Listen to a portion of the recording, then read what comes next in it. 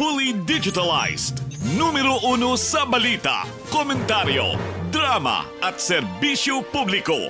Bombo Radio Philippines. Bombo Radio Philippines. Unmatched. Number 1 and most trusted source of news and information. Basta Radio Bombo. Oras sa Bombo Radio Iloilo, Philippine Standard Time, 55 minutos na nakaligad sa takna sining alas 11. Welcome sa pagpangalagad sa Bombo Episode 2 dari sa UFM Bombo Radio Iloilo, flagship stations ang the number 1 and most trusted radio network kinakantri ang Bombo Radio Philippines. Adlaw kita karon sa Martes sa Nobyembre 18, tuiga 2025. Kagkaron sa aton sining Christmas countdown. Christmas is a time for sharing, giving gifts for everyone. What matter now is 37 dias na lang kag Pasko na. Sa gihapon inimulagan nimo ang kurman Bombo Chama Blanco Hover. Sa madalagwan kag mga nagapaw na karon nga mga balita. Eksklusibo purong barangay Woody de la Riarte kag mga vendor subong man presidente sang mga vendor sa super nagasabtanay reklamo unfair treatment sa pwesto sa aton siniya nga mga vendors. Samtang pila ka mga bulutuan sa syudad ka probinsya sa Iloilo nakabato naman sa bomb threat. NBI nagpanawagan sa mga biktima ng institusyon nga magkooperar sa ilang investigasyon. Sinigid lamang may ara naman sa bomb threat to. Huwag lamang nga madugay. Sa iban pa nga mga talupang doon kag mga mainit sining mga balita lokal. Punong barangay La Pascua sa San Pedro Molo ginpay nga ang payout nga natabo sa iya sining barangay para iya sa senior citizens, hindi iya kay AIX or Assistance for Individuals in Crisis Situation. Mga punong barangay naman sa distrito sa Arevalo, why kagay ni makita sa ila siniya nga barangay hall. Manghusisa man lang tani ang bumuradyo kung anong plastada sa tagtagana isang assistance for individuals in crisis. It seems nga daw mot kundi nagkanto mga punong barangay. Sa probinsya naman sa Iloilo 3rd District Representative Nonoy Lawrence Defensor nagasalig nga wala sa ghost project o kung substandard nga flood control sa iya sining distrito. Samtang sa katapusan sining balita hibalo naton dinagyang 2026 activities iplastar na sa IFFI. O ni madalagkuhan mga balita issues kay impormasyon may sentro karon sa aton sining pagpangalagad sa gihapon diri sa palatuntunan na bumbuhanay sa Udo. Detalye sinibalikan ta pagkatapos ang Bombo Network News. Tanan kita mayara sang mabulig agud pakibatuan ang climate change. Magamit sang bag nga pwede magamit sang liwat-liwat agud mabuhinan ang plastic bag nga ginahaboy. Bangod ini nagatugas ang greenhouse gases. Ikaduha, hindi masumi magamit sang computer. Kung 4 ka oras lamang sa isa ka adlaw ang imo nga paggamit sang computer, makabuhing ka na sang carbon dioxide emission nga 83%. Ikatatlo, kung malapit man lang imo nga kaladuan, mas maayo nga maglakat o kung magsakay na lang sa bike. Magluwas sa makakinot ka na, mabuhinan pang polusyon nga nagatugas ang climate change. Number 1 and most trusted source of news and information. Basta Radio Bombo. This is Bombo Network News Noontime Edition broadcasting live at Bombo Radio Broadcast Center, Makati City, Philippines. Araw po ngayon ng Martes, ika-18 sa buwan ng Nobyembre taong 2025 at sa atin pong Christmas countdown, 37 days bago pong araw ng Pasko. Sa ating mga headlines, Majority Leader Sandro Marcos mariing itinanggi ang anumang mga aligasyon ng paggamit ng illegal na droga at maging ang ilang patunay ay kanyang inilantad. Samantala, iba pang celebrities na pinangalanan ni Senator Amy Marcos na dawit umano sa paggamit ng illegal na droga, tikom mambibig sa issue. Ang partidong Lakas Christian Muslim Democrat ay nagpahayag naman ng buong suporta at di natitinag na pananalig para sa pamumuno ni Pangulong Ferdinand Bongbong Marcos Jr. sa gitna ng aligasyon laban sa naturang opisyal ukol naman sa budget insertions at iba pa. Indirect contempt naman posibleng ihain laban kay dating Congressman Zaldico kasunod yan ng hindi pagtugon sa sabpina. Ang Independent Commission for Infrastructure naman hindi pa naiisip na ipatawag ang Pangulo sa pagdinig ng komisyon. Sa ating balita sa ibayong dagat, ang Gaza Plan ni US President Donald Trump inaprubahan ng United Nations Security Council. At live nationwide via satellite, dumako na tayo sa mga detalye ng ating mga balita. Naglitawan pa ang ibang mga pangalan kaugnay ng usapin ng illegal na droga na iniuugnay kay Pangulong Ferdinand Bongbong Marcos Jr. Dito inihanay ni Senator Amy Marcos ang ilang celebrity na umano'y drug buddies ng Pangulo sa mga nakalipas na pagkakataon. May artista at iba pang mga kilalang personalidad na muli na namang nakaladkad sa naturang usapin. Bagamat naimbestigahan na sa Senado ang naturang issue sa ilang pagkakataon, ay hindi naman nagkaroon ng konkretong findings na mag-uugnay at hahantong sa pagkakaso sa korte. Kaugnay niyan, narito mga kabombo ang naging bahagi ng talumpati nitong si Senator Amy Marcos. Tulad ng ama ko, kinastigo ko ang mga bangkalan niya. Ang nasirang si Bong Dasa, si Edwin Cruz, Inigo, Tony Boy, Sam Anton, alam po ninyo yan. Paano nagre-resign na sa takot ang mga pulis nila at staff dahil sa lumalalang bisyo. Noong 2016, kasabay ng kampanya ni dating Pangulong Duterte laban sa droga, lumabas ang pangalan ni Bongbong sa listahan. Nakasama siya sa listahan ng mga celebrities, mga artista, Maricel Soriano at iba pa. Sa ngayon naman mga kabombo at mga ka-Star Nation, tikom ang bibig ng kampo ng mga pinangalanan ni Senator Amy kaugnay sa anumang reaksyon ukol sa naturang issue.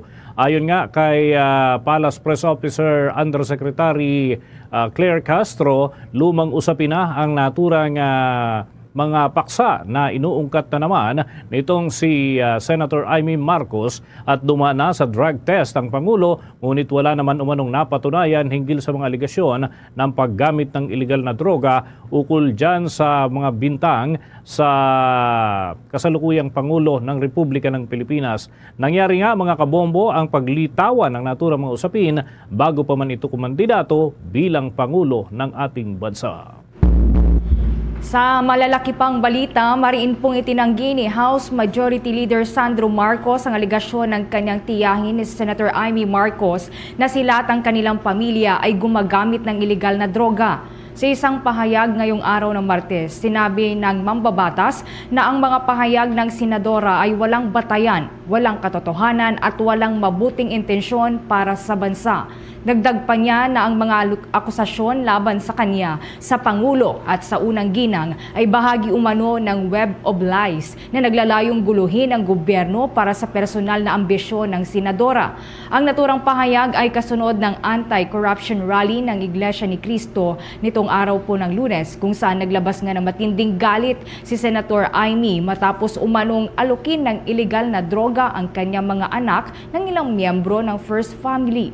Tinukoy naman ni Sandro Marcos na ang kanyang mga pinsang sina Borgie Manotoc, Vice Governor Matthew Manotoc at Attorney Michael Manotoc ay handang patotohanan na hindi siya gumagamit ng iligal na droga. Sa huli, umapila ang kongresista sa pagkakaisa at hinimok ang publiko na huwag magpagamit sa mga naratibong maghasik ng gulo at tinawag na hindi asal ng isang tunay na kapatid ang ganitong uri ng paninira. Karagdagan pa sa mga balita, nagpahayag ng buo at hindi natitinag na suporta ang pinakamalaking political party sa mababang kapulungan ng Kongreso. Ito ang Lakas sa Christian Muslim Democrats o Lakas CMD para kay Pangulong Ferdinand Bongbong Marcos Jr. at sa kanyang administrasyon. Ito ay sa gitna na rin ng mga aligasyon ni dating Ako Bicol Party List Representative Elizalde Co laban sa Pangulo na siya umanong nag-utos ng pagsingit ng nasa 100 billion pesos na halaga ng budget doon sa issue ng may kaugnayan sa mga isinasagawang investigasyon sa flood control anomalies. Sa isang statement, pinagtibay ng naturang partido ang kanilang matagal ng prinsipyo, kabilang na ang paggalang sa rule of law, pagtalima sa due process at katapatan sa katotohanan. Ang mga prinsipyo aniyang ito ang gumagabay sa kanilang mga gawa at ganoon din sa kanilang mga miyembro at kung paano nila tinutugunan ang anumang isyong dumarating. Git pa ng partido na ang kanilang sandigan ay batas, ebidensya at katotohanan, hindi ang kwentong kutsero o kaya naman ay pamumulitika ng iilang individual. Pinunto pa ng partido na ang mga aligasyon ay dapat na gawin at sagutin sa tamang forum. Sinabi din ng partido na palaging nagpapamalas ang Pangulo ng pagtitimpi, pagiging bukas at paggalang sa lehitimong budget procedures na siya namang kinakailangan. Nagpahayag din ng kahandaan ang lahat ng miyembro ng Lakas Christian Muslim Democrat na makikipagtulungan sa anumang legal na process, kabilang na ang anumang mga investigasyon. Samantala, si House Speaker Bogie D naman, hinamon si dating Congressman Zaldi Co na umuwi na sa Pilipinas at harapin ang mga paratang. Samantala, si Congressman Sandro Marcos naman, bumanat kay Senator Amy at sinabing hindi ito asal daw ng isang. Kaugnay niyan, may mga nakalapang karagdagang detalye dyan si Bombo Annalise Soberano. Nananawagan si House Speaker Faustino Bogie D. III kay dating Ako Bicol Party List Representative Zaldi Co na umuwi na sa bansa at personal na harapin ang inihaing mga paratang matapos maglabas lamang ito ng mga pangayan sa pamamagitan ng video mula sa ibang bansa. Ayon kay D, isa sa kanyang unang hakbang bilang bagong speaker ay ang pagkansela ng Travel Authority ni Co upang mapilitang bumalik ito sa Pilipinas.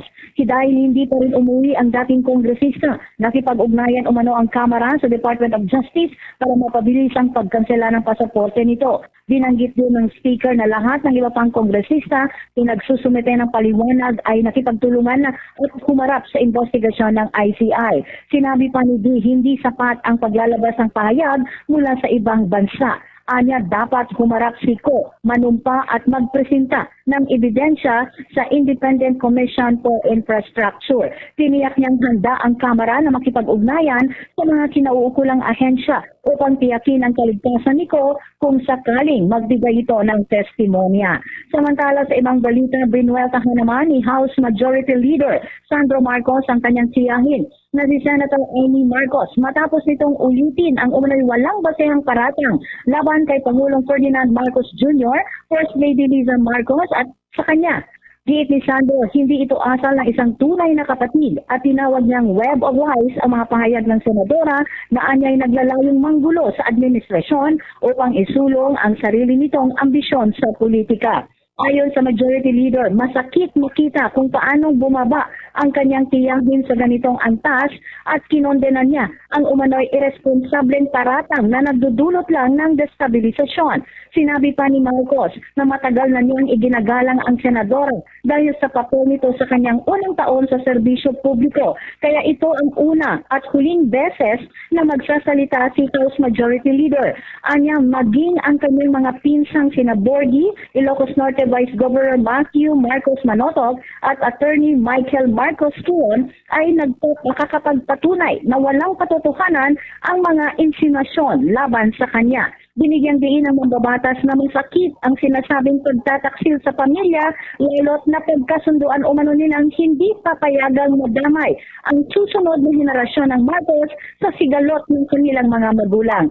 Kaya nananawagan si Representative Marcos sa publiko na manatili sa katotohanan at huwag magpadala sa mga kwentong dinisenyo para guluhin ang pamahalaan. Giit pa ng House Leader, panahon na para magtulungan, hindi para magpalaganap ng gulo at destabilisasyon. Sa panig naman ni House Deputy Speaker Ronaldo Puno, kanyang inihayag na hindi magugustuhan talaga ni Majority Leader Sandro Marcos ang naging banat laban sa kanyang ama. Pakinggan natin si Deputy Speaker Ronaldo Puno. Well, obviously, you attack his father, he's not going to be happy. Diba? And he is also the majority leader of the House. So, it is sad for him, I suppose, to see all of these things happening. But I think we can assure everybody that, the House is moving on okay. I mean, the committee meetings are proceeding the way they're supposed to. All of these things have not affected the way the House is operating because the committee on rules under Majority Leader Marcos is doing very well. No? So, okay lang tayo dito. I don't think that all of this have a negative effect or at least a damaging effect, no, on the work of Congress. So as a part of Partido Federal, I represent Si House Deputy Speaker Ronaldo Puno. Dito naman sa Malacanang ngayon ay business as usual, pero mahigpit pa rin ang seguridad. Sarado pa rin ang dalawang gate dito sa Palasyo ng Malacanang. Tanging ang JP Laurel lamang ang bukas. Pero nakakapasok na rin ang ilang mga sasakyan. So inaabangan din natin mamaya na magbibigay ng kanyang pahayag itong si Palace Press Officer Undersecretary Claire Castro para tugunan ang mga katanungan ng mga miyembro ng media. So inaabangan natin yan mamayang hapon. Mula dito sa Palasyo ng Malacanang, Bombo Ali Montaño. Yes, Bombo, ano? Nais ko lamang maitanong, wala bang schedule na personal na haharap si Pangulong Marcos sa inyo dyan sa Malacanang Press Corps? Dahil kahapon ay parang biglaan yung naging anunsyo o kaya ay live broadcast nitong si Undersecretary Claire Castro. How about si Pangulong Marcos mismo? Wala bang nakaschedule kahit ngayon, bukas o kaya ay sa mga susunod na araw para siya mismo yung sumagot dahil kapatid niya yung umaatake at bumabatikos laban sa kanya, Bomboan? Sa ngayon kasi, Bombo Dennis, nasa Bicol Region at Albay itong si Pangulong Marcos dahil personal niyang pinuntahan itong mga kababayan natin na hinagupit ng Bagyong Tino at namigay ng mga tulong si Pangulong Marcos. Mamayang gabi naman ay magkakaroon siya ng event dito nga sa isang anibersaryo ng isang bangko dito sa bansa. So dadaluhan niyan mamayang gabi ni Pangulong Marcos. So sa ngayon, ang schedule ay si Yuse Castro lamang ang haharap sa media, pero ang abangan din natin yan sa mga susunod na araw, Bombo Dennis, na posibleng magtatawag din ng press con si Pangulong Marcos at haharap siya sa media. Dahil nangako naman ang Pangulo na magbibigay siya ng panahon para sa mga miyembro ng media dito sa Malacanang, Bombo Dennis. With that, maraming salamat, Bombo Anali. Mula dito sa Palasyo ng Malacanang, Bombo Anali Montaño Soberano nag-uulat. And this is Bombo Radio Philippines, the #1 and most trusted source of news and information. Basta Radio, Bombo! Oras natin 13 minuto na makalipas ang 12:00 ng tanghali. Sinabi naman itong si House Deputy Speaker Ronaldo Puno na mga paratang ni Senator Amy Marcos laban kay Pangulong Ferdinand Bongbong Marcos Jr. at sa kanyang anak at sa unang ginang na gumamit umano ng iligal na droga ay bahagi ng tangka na destabilisasyon laban sa pamahalaan. Ayon kay Puno, nananatiling matatag ang House of Representatives, partikular na ang majority bloc sa pamumuno ni Representative Sandro Marcos na siyang majority leader at patuloy na gagawin ang kanilang normal na mga trabaho sa kabila ng mga aligasyon. Idinagdag niya na hindi gaanong naaapektuhan ang Kamara sa mga ganitong pahayag at ganoon din kahit yung mga statement ng nagbitiw na kongresista na si Elizalde Co. Gate nga ni Puno, nananatiling buo naman ang suporta ng humigit kumulang sa 90% ng mga membro ng Kamara para kay Pangulong Ferdinand Marcos Jr. at hindi lamang yung kanyang partido, kagaya ng nabanggit kanina, yung kinabibilangan ng karamihan sa mga miyembro ng Kamara na Lakas Christian Muslim Democrat. Marami pang iba umanong mga grupo ang nagpapahayag ng kanilang kahandaan na suportahan pa rin ang Chief Executive.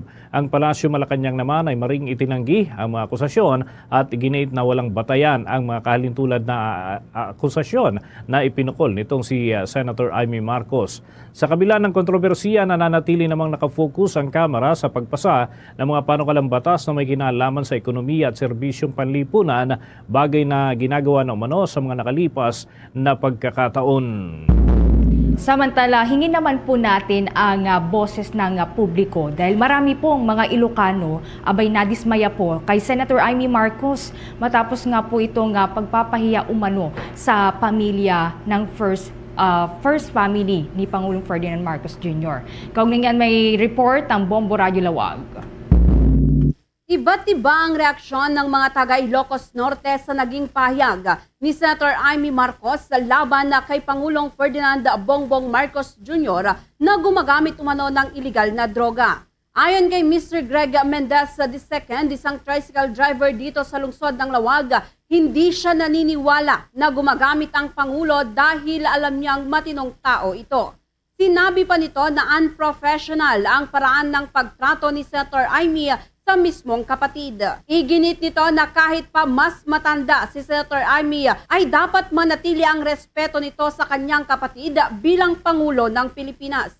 Inihayag niya na si Senator Amy na mismo ang gumagawa ng paraan para mapahiya ang buong pamilya Marcos dahil sa mga paninira nito. Dagdag nito na posibleng may nakikialam para lalo umanong lumala ang galit ni Senator Amy. Maalala na kahapon ay sinabi ni Senator Marcos na gumagamit umano ang Pangulo at First Lady Lisa Araneta Marcos ng iligal na droga. Matapos nito ay binatikos ni Ilocos Norte 1st District Representative Sandro Marcos ang mga naging pahayag ni Senator Amy laban kay Pangulong Marcos at First Lady na tinawag niyang web of lies at walang basehan.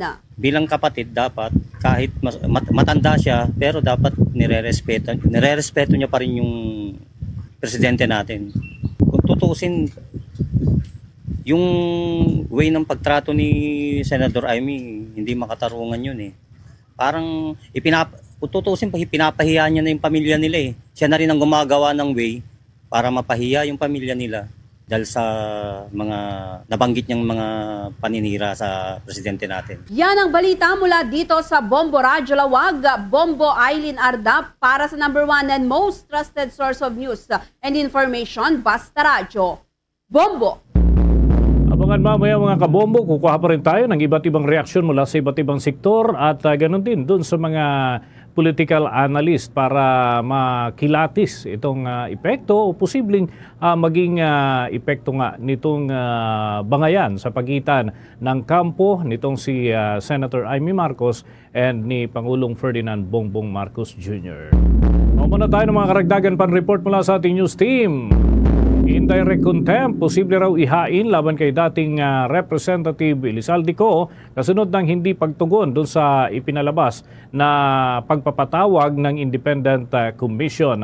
Habang ang naturang lupon ay hindi pa naiisip sa ngayon ang pagpapatawag kay Pangulong Marcos sa mga pagdinig ng komisyon hinggil sa issue ng flood control anomalies. Yan at iba pang mga balita, hatid ni Bombo Isa Cotoner. Tinitignan ngayon ng Independent Commission for Infrastructure ang posibilidad na magsampa ng kasong indirect contempt laban kay dating Bicol Party List Representative Zaldi Co matapos itong hindi tanggapin ang 2 sabpina na ipinadala sa kanya. Ayon kay ICI spokesperson Attorney Brian Kit Hosaka, 2 ulit nang sinubukan ng komisyon na ihain ang sabpina kay Co, ngunit pareho umano itong hindi tinanggap. Dahil dito, pinag-aaralan na ng legal team ng ICI ang paghahain ng petisyon sa Regional Trial Court para sa posibleng indirect contempt. Unang ipinatawag ang dating kongresista noong Oktubre 14 ngunit hindi dumalo, kaya naman isinilbi muli ang ikalawang sabpina noong Oktubre 20 para humarap naman siya sa Nobyembre 11 at 12 na pagdinig ng komisyon. Ito ay kapwa hindi tinanggap at sinagot ni Co. Chine-check ko ngayon mukhang there's a return already that it was not accepted. The legal team will now look into the possibility of filing any petitions before the Regional Trial Court for indirect contempt. Samantala, inihayag din ng komisyon na hindi pa nila naiisip na imbitahan si Pangulong Ferdinand Marcos Jr. sa nagpapatuloy na investigasyon hinggil sa manumalyang flood control projects sa bansa. Ito ay sa kabila ng pagkakasangkot umano ng Pangulo sa issue base sa inilabas ng mga video statement ni Co. Ayon kay Hosaka, hindi maaaring gamitin agad bilang batayan o ebidensya mga videos. Anya, tinitignan ng komisyon kung may bigat at kredibilidad ang mga pahayag sa video at kung maaaring tanggapin bilang ebidensya. Dagdag pa niya, mas magiging matibay sana ang mga alegasyon kung ginawa ang mga ito sa ilalim ng panunumpa. Video, but nevertheless, we will treat it as a unverified and unsworn statement as far as we are concerned. Ang ebidensya kasi mas matibay kung talaga ito ay sworn to, no? Or verified. In this particular case, it is not. Wala pang pinag-iisipan na ganyan ng commission. Mula sa lungsod ng Taguig, ito si Bombo Isa Cotoner and this is Bombo Radio Philippines. The number one and most trusted source of news and information, Basta Radio, Bombo. Bombo International News. Inaprubahan ng United Nations Security Council ang 20-point plan ni US President Donald Trump para sa Gaza. Kabilang sa plano ang pagtatatag ng isang International Stabilization Force kung saan ayon sa Amerika, maraming mga hindi pinangalanang bansa ang nag-alok na mag-aambag dito.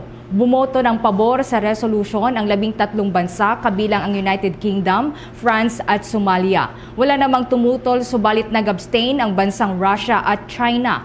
Bagamat sa panig ng grupong Hamas, tinututulan nito ang resolusyon at sinabing nabigo umano itong matugunan ang mga karapatan at hinihiling ng mga Palestino. Base nga sa report, hinggil sa panibagong resolution, parte ng magiging papel ng itatatag na puwersa ay gawing permanente na ang decommissioning ng mga armas mula sa non-state armed groups, kabilang na dyan ang grupong Hamas. Gawin din ang pagprotekta sa mga sibilyan at sa mga rutang daraanan ng mga humanitarian aid. Samantala, mga kabombo, oras natin sa buong kapuluan, 22 minuto na makalipas ang alas 12 ng tanghali.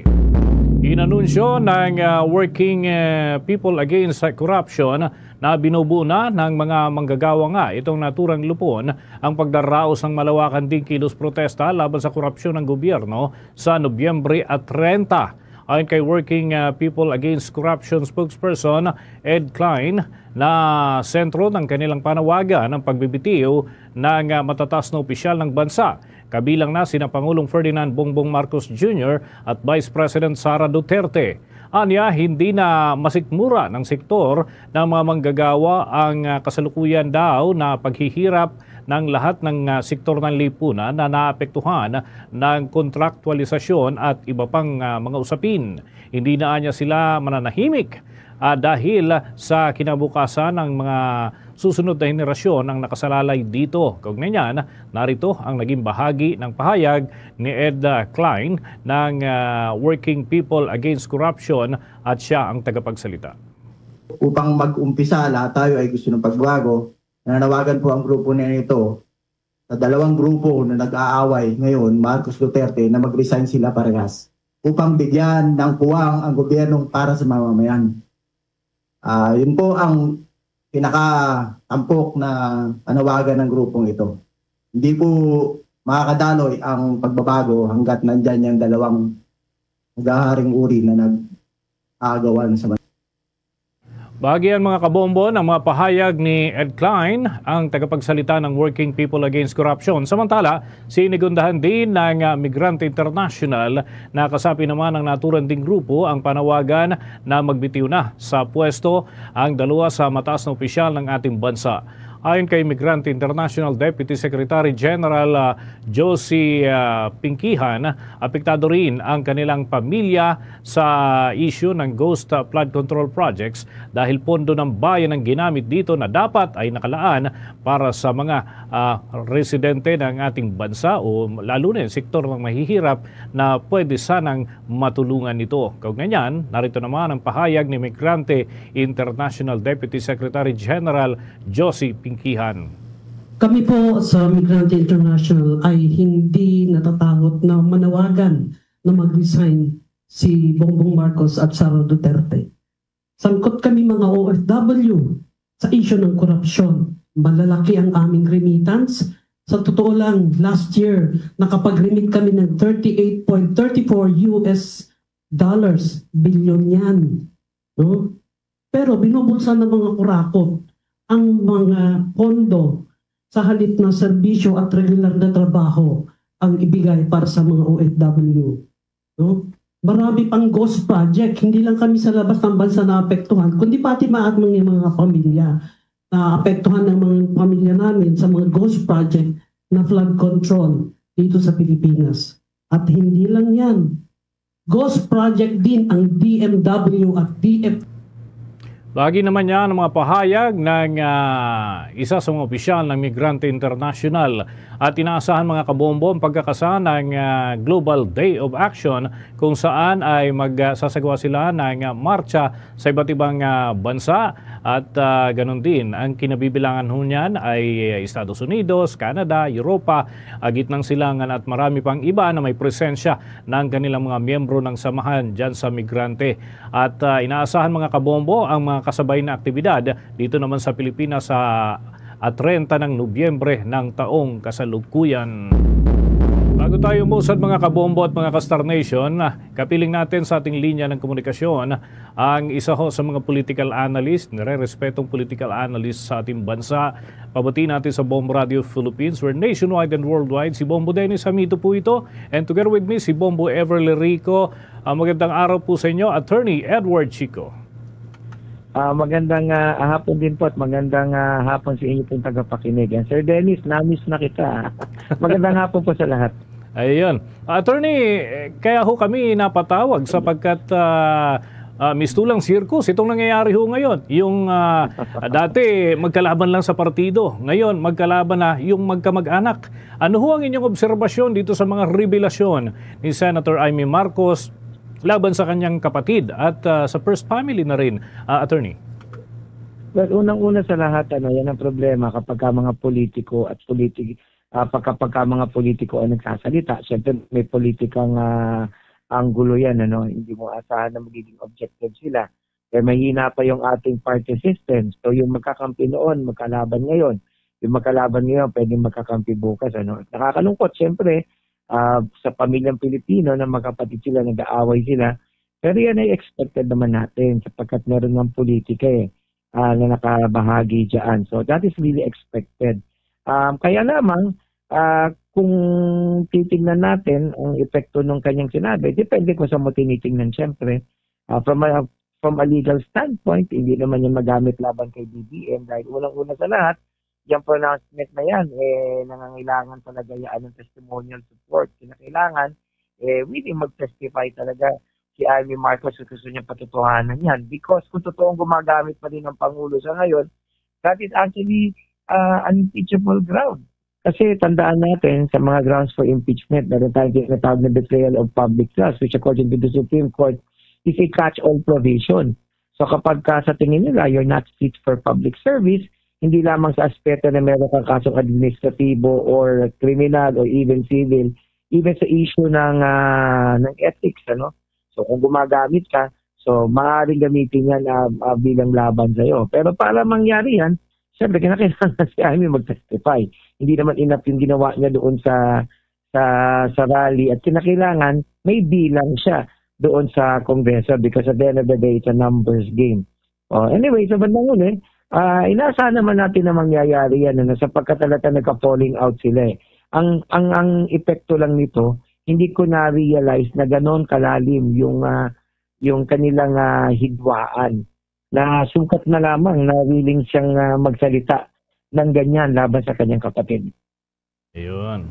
Okay, bago yung iba kong pang katanungan, Attorney Ed, may iba pang mga katanungan din. Ang akin hong katandem dito, bibigyan daan ko muna.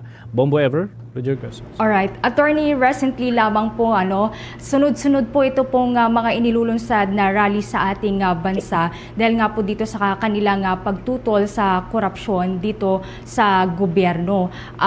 Dito po, parang itong mga rally, nagiging plataforma po ito ng mga anti-administration. Lumalabas po yung mga marami pong against. Kung i-compare po natin ito sa mga nakalipas na administrasyon, indikasyon po ba ito ng pagdami po ng mga rally within the current administration na lumala po yung corruption or nagiging effective lamang yung transparency initiative ng current administration? Well, unang-una sa lahat, hati-hati kasi ang taong bayan. We are so politicized.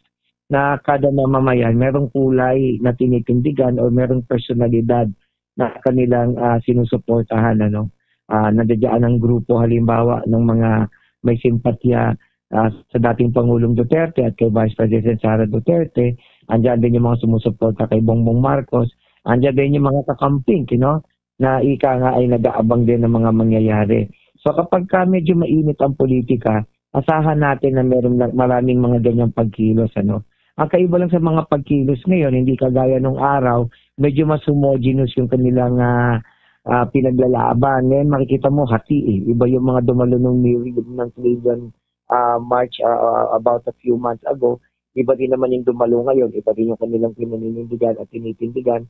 So ito ay patunay lamang na mainit talaga ang politika. Pangalawa, mainit din yung tunggalian ng oposisyon at administrasyon sa kasalukuyan. Kasi nung araw, kung matandaan mo, hindi sila naglalaglaga sa isa't isa. Nagsisiraan lang sila.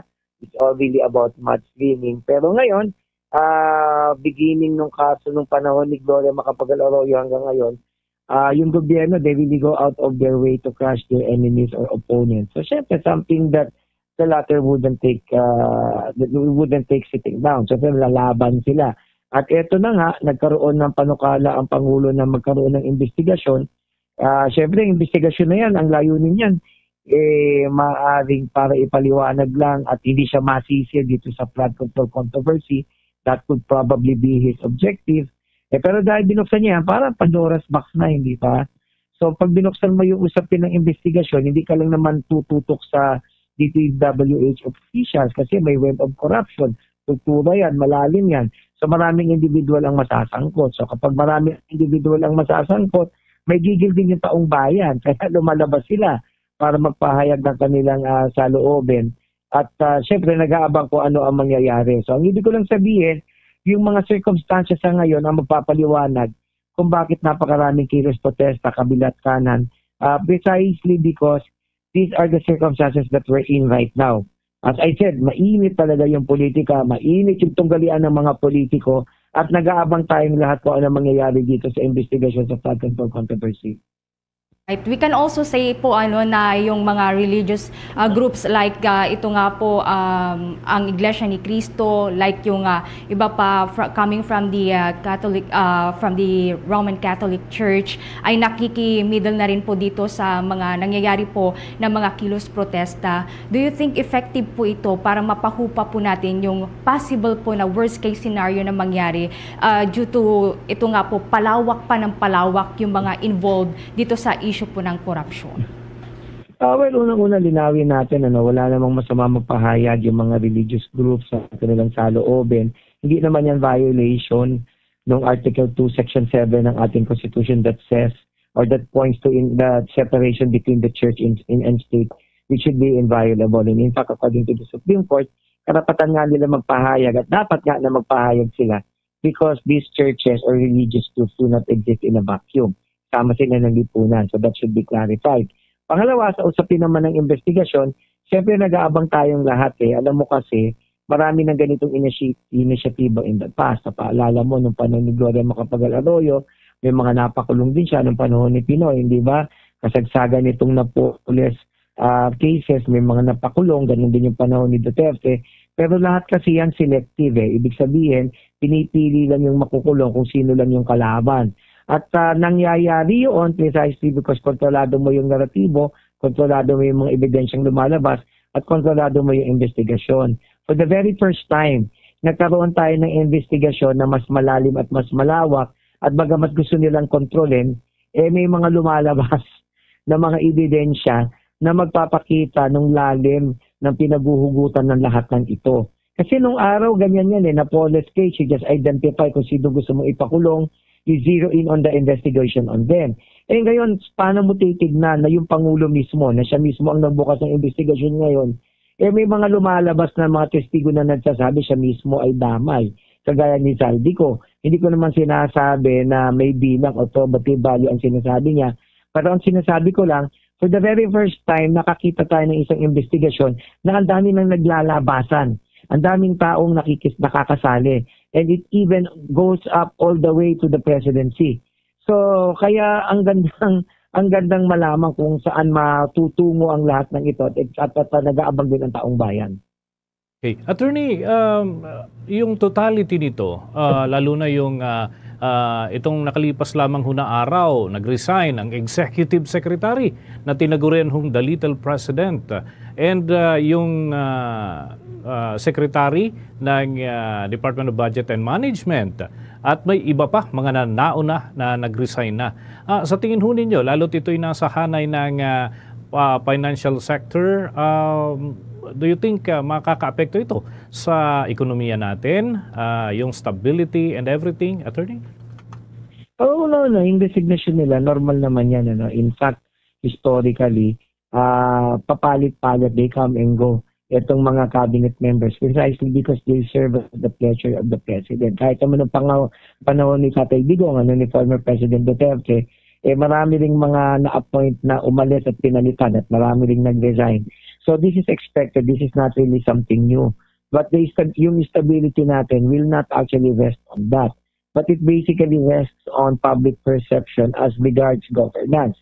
Kagaya nito, may mga usapin tayong investigasyon. Ano ba ang mangyayari dito kapag ito'y nauwi sa wala, nagawala ng kumpiyansa ang taong bayan sa ating pamamahala at nawawala din ng kumpiyansa yung mga prospective investors who might want to invest here at ika nga humihina din ang merkado kasi lahat ng bagay na ito may epekto sa ating ekonomikong pamumuhay. But the resignation in itself is understandable, wala masyadong dent yan.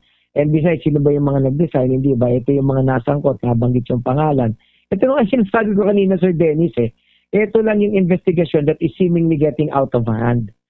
Nung araw kasi mas controlled, mas nare-regulate, hindi ba? Ngayon kabi-kabila, and it's partly because we have social media right now, and it's partly because dissemination of information is no longer regulated. Wala na talagang nag-gatekeep ngayon Nabigla nga tayo, di ba? Biglang may video itong si Zaldico. Nabigla nga tayo, nakunan agad itong sinabi ni Amy Marcos, hindi ba? So lahat ng ito nagko-contribute para mapahina yung ating bansa, kasi nagbawalan ng kumpiyansa sa atin Kaya nga, the onus is on the President to be able to take control of all these investigations and make sure, as he promises, that no one really is above the law. Pero sa totoong buhay, syempre, gagamitin niya pa rin yung makinarya ng gobyerno para hindi maparusahan yung mga malapit sa kanya o siya mismo ma-shield niya yung sarili niya. That is a given. However, he must be able to navigate this in such a way na hindi masyadong halata yung ganyan. Na parang maipakita niya na seryoso siya at may maipapakulong talaga. Doon lamang magiging maganda ang resulta ng lahat ng ito.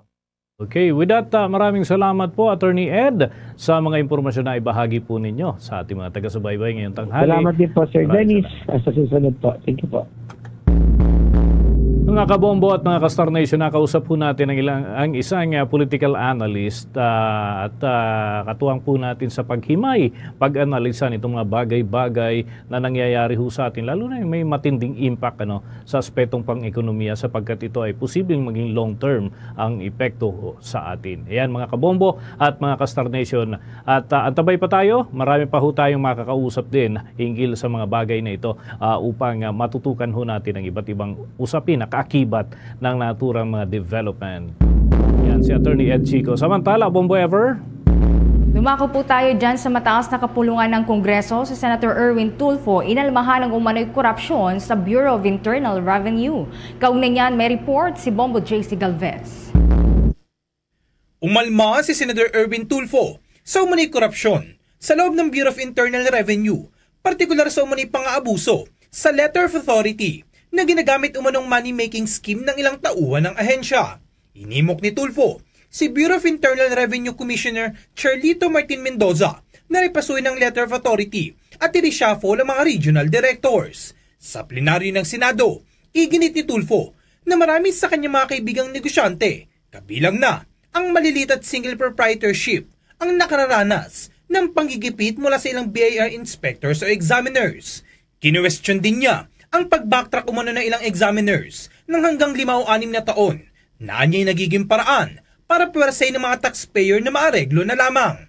They are using that letter of authority in making money.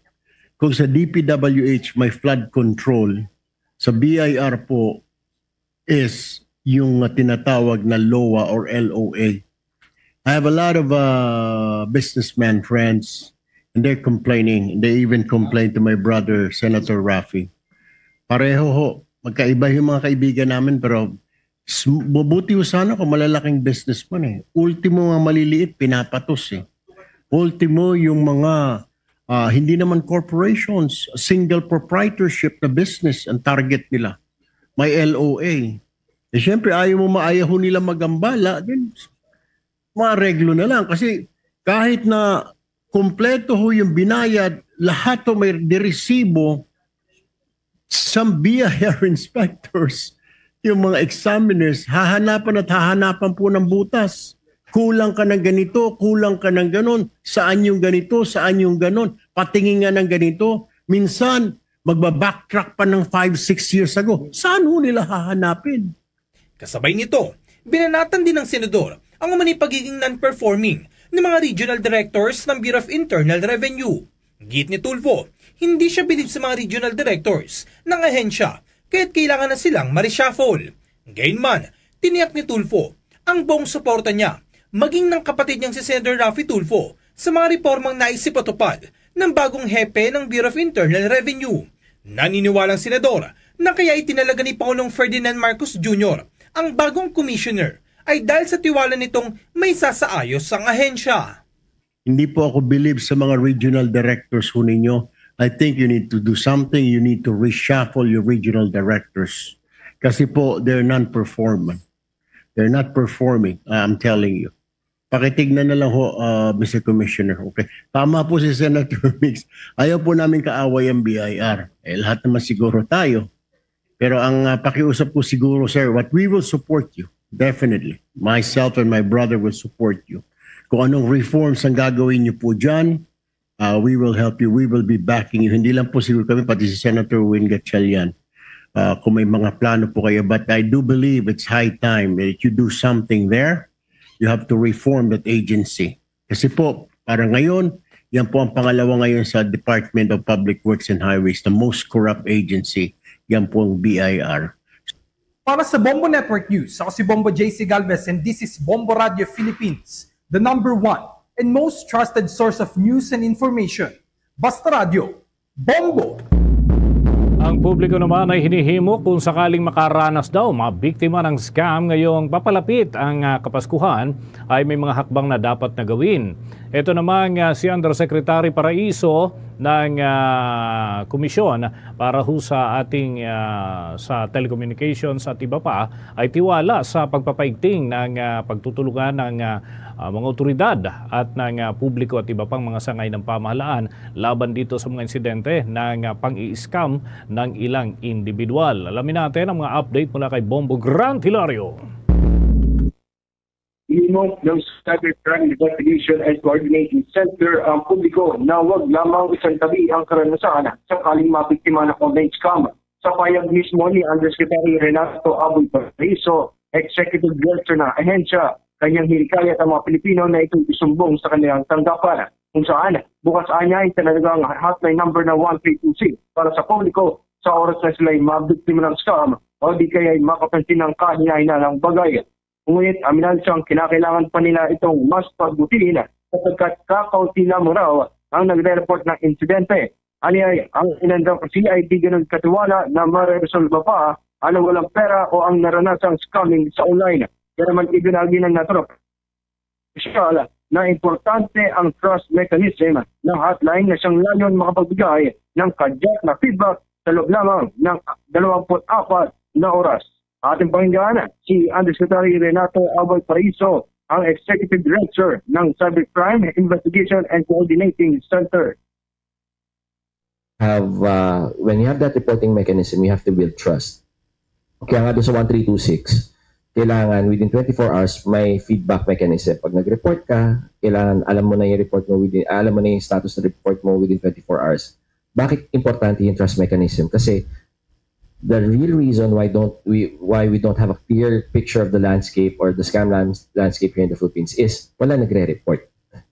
Kasi walang tiwala Sasabihin nila, magre-report lang ako, wala nang mangyayari dyan. That's what we want to change.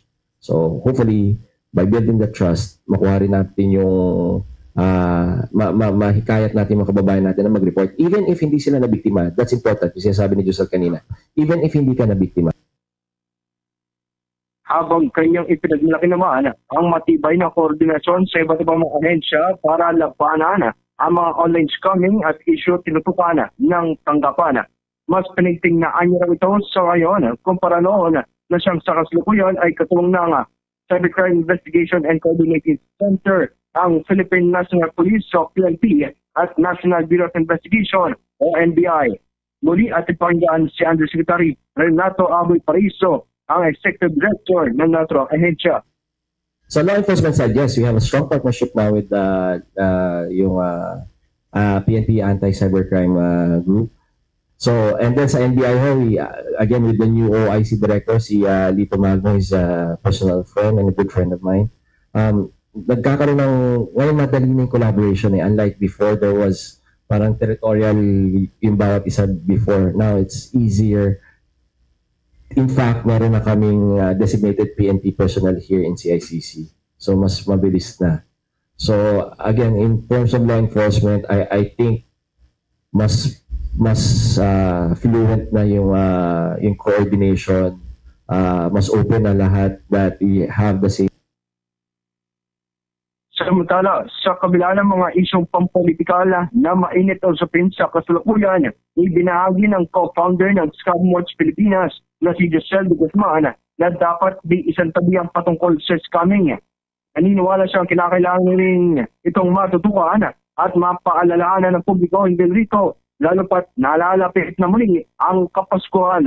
Narito naman ating pakinggan si ang co-founder ng ScamWatch Pilipinas na si Josel de Guzman.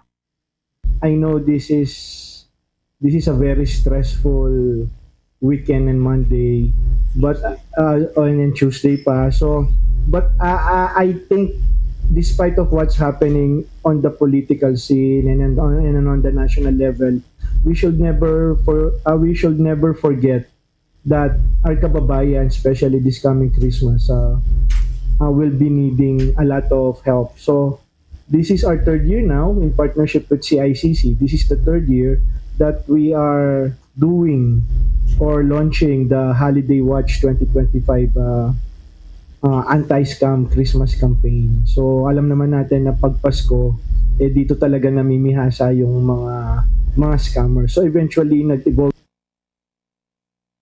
Nag-uunat mula Quezon City. Ito si Bombo Gran Hilario. And this is Bombo Radio Philippines, the number one and most trusted source of news and information. Basta Radio, Bombo. Sa punto ito ng ating balitaan, dakuha na natin ang ulat ng ating mga himpilan. Pagbibitiw sa pwesto ni na Secretary Pangandaman at Executive Secretary Bersamin, tila hakbang raw para makaiwas sa investigasyon at maprotektahan ng Pangulo ayon sa Ibon Foundation. May balita dyan ng Bombo Radio Kawayan. Tila iniiwasan umano ni na dating Budget Secretary Amenah Pangandaman at dating Executive Secretary Lucas Bersamin ang maimbestigahan hinggil sa irregularidad sa pambansang pondo.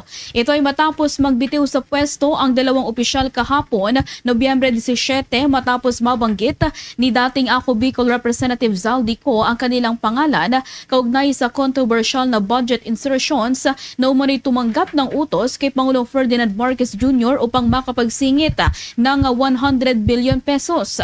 Sa panayam ng Bombo Radio Kawayan kay Executive Director Sonny Africa ng Ibon Foundation, sinabi niya na lumalabas na ang resignation ng dalawang miyembro ng economic team ay hindi lamang upang makaiwas sa investigasyon kundi para protektahan din ang Pangulo. Sa kabilang banda, ang pagbibitiw ni na Pangandaman at Bersamin sa economic team ay may magandang maidudulot umano sa ekonomiya kung sila ay papalitan ng mga individual na may bago at maayos na vision para sa bansa. Medyo nagulat kami, I think na marami, kasi pinapatotohanan ang konti yung sabi ni dating Representative Zaldico. Kasi bagamat sabi ng Malacanang, mga pagkisnungaling lang yung video ni dating Representative Zaldico, kung ganun ka tinding epekto na naudyok sila na maparesign ang dalawang directly at indirectly na sangkot din sa corruption. Ibig sabihin medyo mukhang may pag-iiwas na maimbestiga yung dalawang ito. At more than that, I think medyo pinapakita na kung imbestigahin yung mga to, siguro ina-attempt din nila na protektahan ng kanilang principal, si Pangulong Marcos. At iyan ang ulat mula rito sa Bombo Radyo Kawayan. Para sa Bombo Network News, ako si Bombo Jamaica Barbas. This is Bombo Radyo Philippines, the #1 and most trusted source of news and information. Basta Radyo. Bombo. Majority Leader Lawrence Defensor handa sa investigasyon sa mga flood control projects sa kanyang nasasakupang distrito. Kaugnay niya na may eksklusibo pang panayam ang Bombo Radio Iloilo.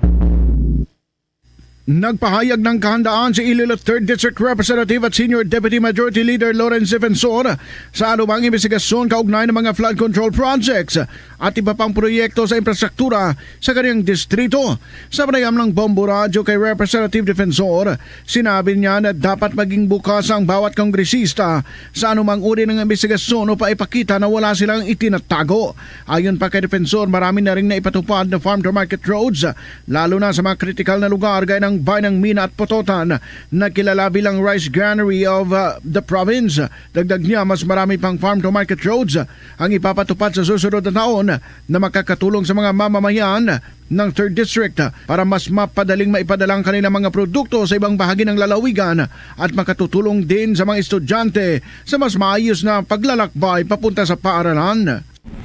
Sa flood control issue na ito at sa korupsyon, at naniniwala ako na dapat mas marami pa ang tiwala ako na dapat patuloy ang investigasyon because graft and corruption, this is plunder at dapat managot ang mga sangkot dito sa flood control controversy na ito dahil dala nito ang paghihirap ng tao, ang pondo ng tao at ang mga kalamidad nararamdaman natin na dala-dala nila ang pagtangay ng buhay ng tao dahil sa korupsyon na sangkot dito sa flood control controversy. Para sa Bombo Network News mula sa Bombo Radio Iloilo, ito si Bombo Ayan Gahete. This is Bombo Radio Philippines, the #1 and the most trusted source of news and information. Basta Radio. Bombo!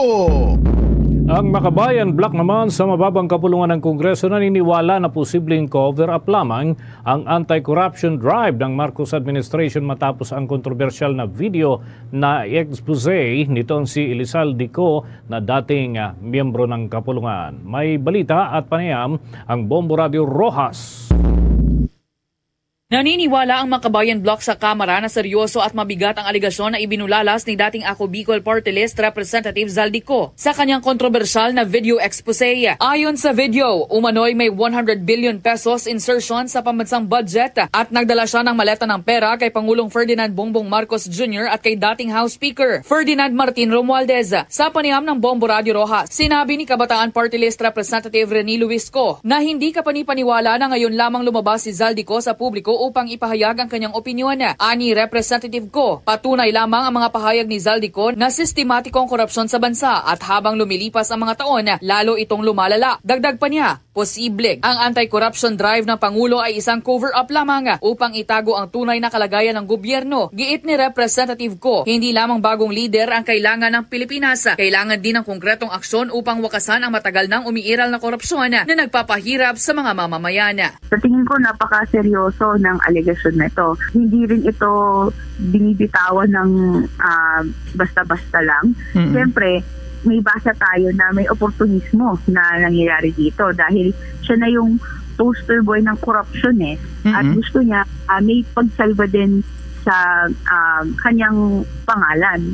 Pero kung titignan natin yung account niya, no, kapaniwala na may hawak President Marcos Jr. sa budget. Mula dito sa Bombo Radio Rojas, para sa Bombo Network News, ako si Bombo Lindsay Ermitan Ubade. This is Bombo Radio Philippines, the #1 and most trusted source of news and information. Basta Radio. Bombo! Ang pagbabago naman sa political system sa bansa bilang solusyon sa korupsyon, iginit yan ni Cagayan Vice Governor Mamba. Kaugnay niyan may report pa ang Bombo Radio Tugigaraw. Inihayag ni Cagayan Vice Governor Manuel Mamba ang pangangailangan na baguhin ang political system sa bansa sa gitna ng issue ng malawakang korupsyon sa pamahalaan.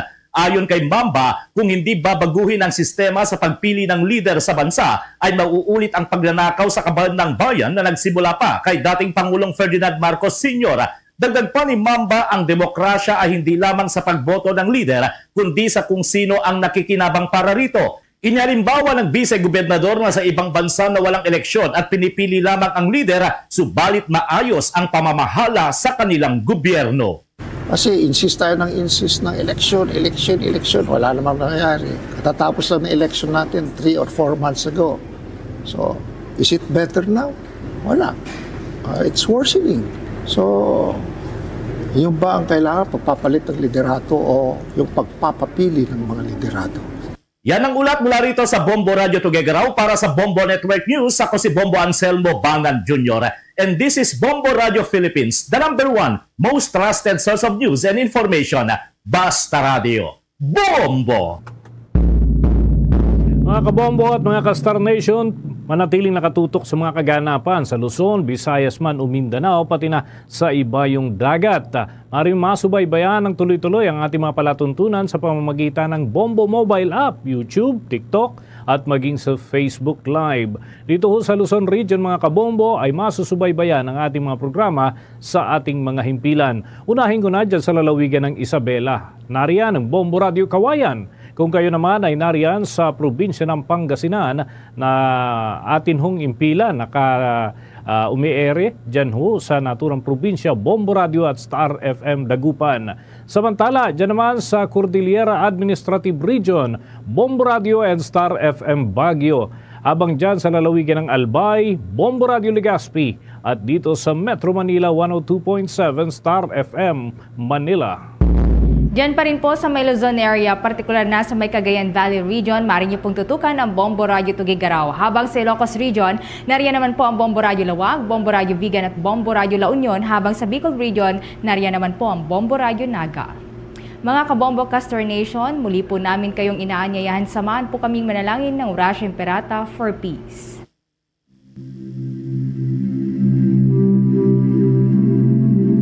God, our Heavenly Father, Lord of peace and justice, we humbly come before you during this time of escalating geopolitical tensions in our part of the world. Through the years, you have sustained our faith in you as a nation. It is our faith in your divine providence that has made us survive the countless natural and human-caused calamities that have come our way in our history as a people. Spare us, Lord, from the horrors of war.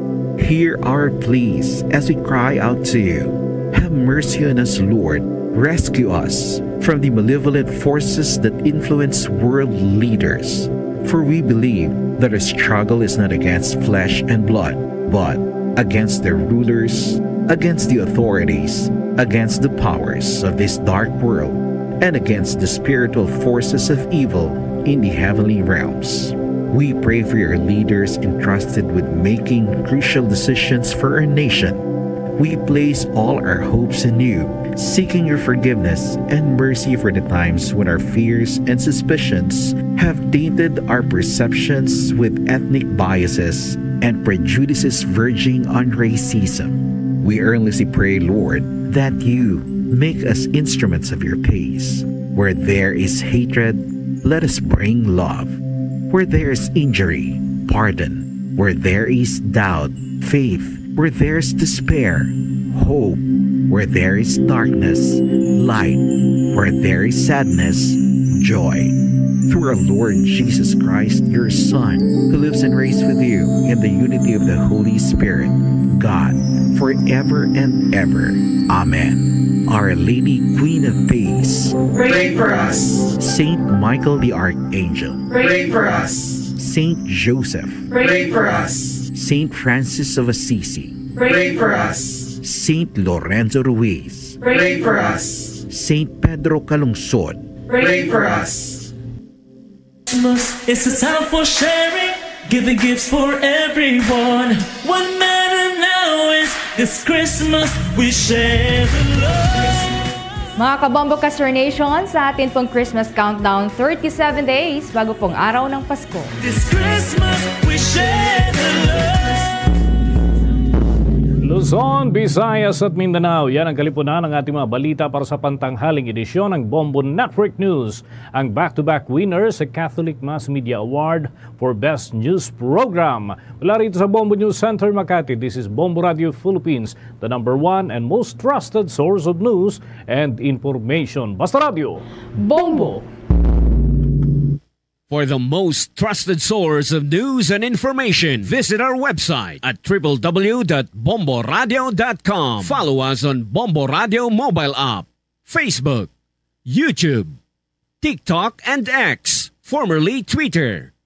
Like, share, and stay connected. Anytime, anywhere.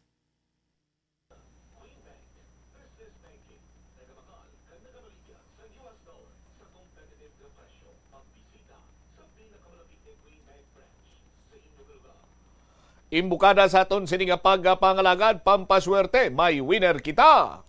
1, 2, panalo!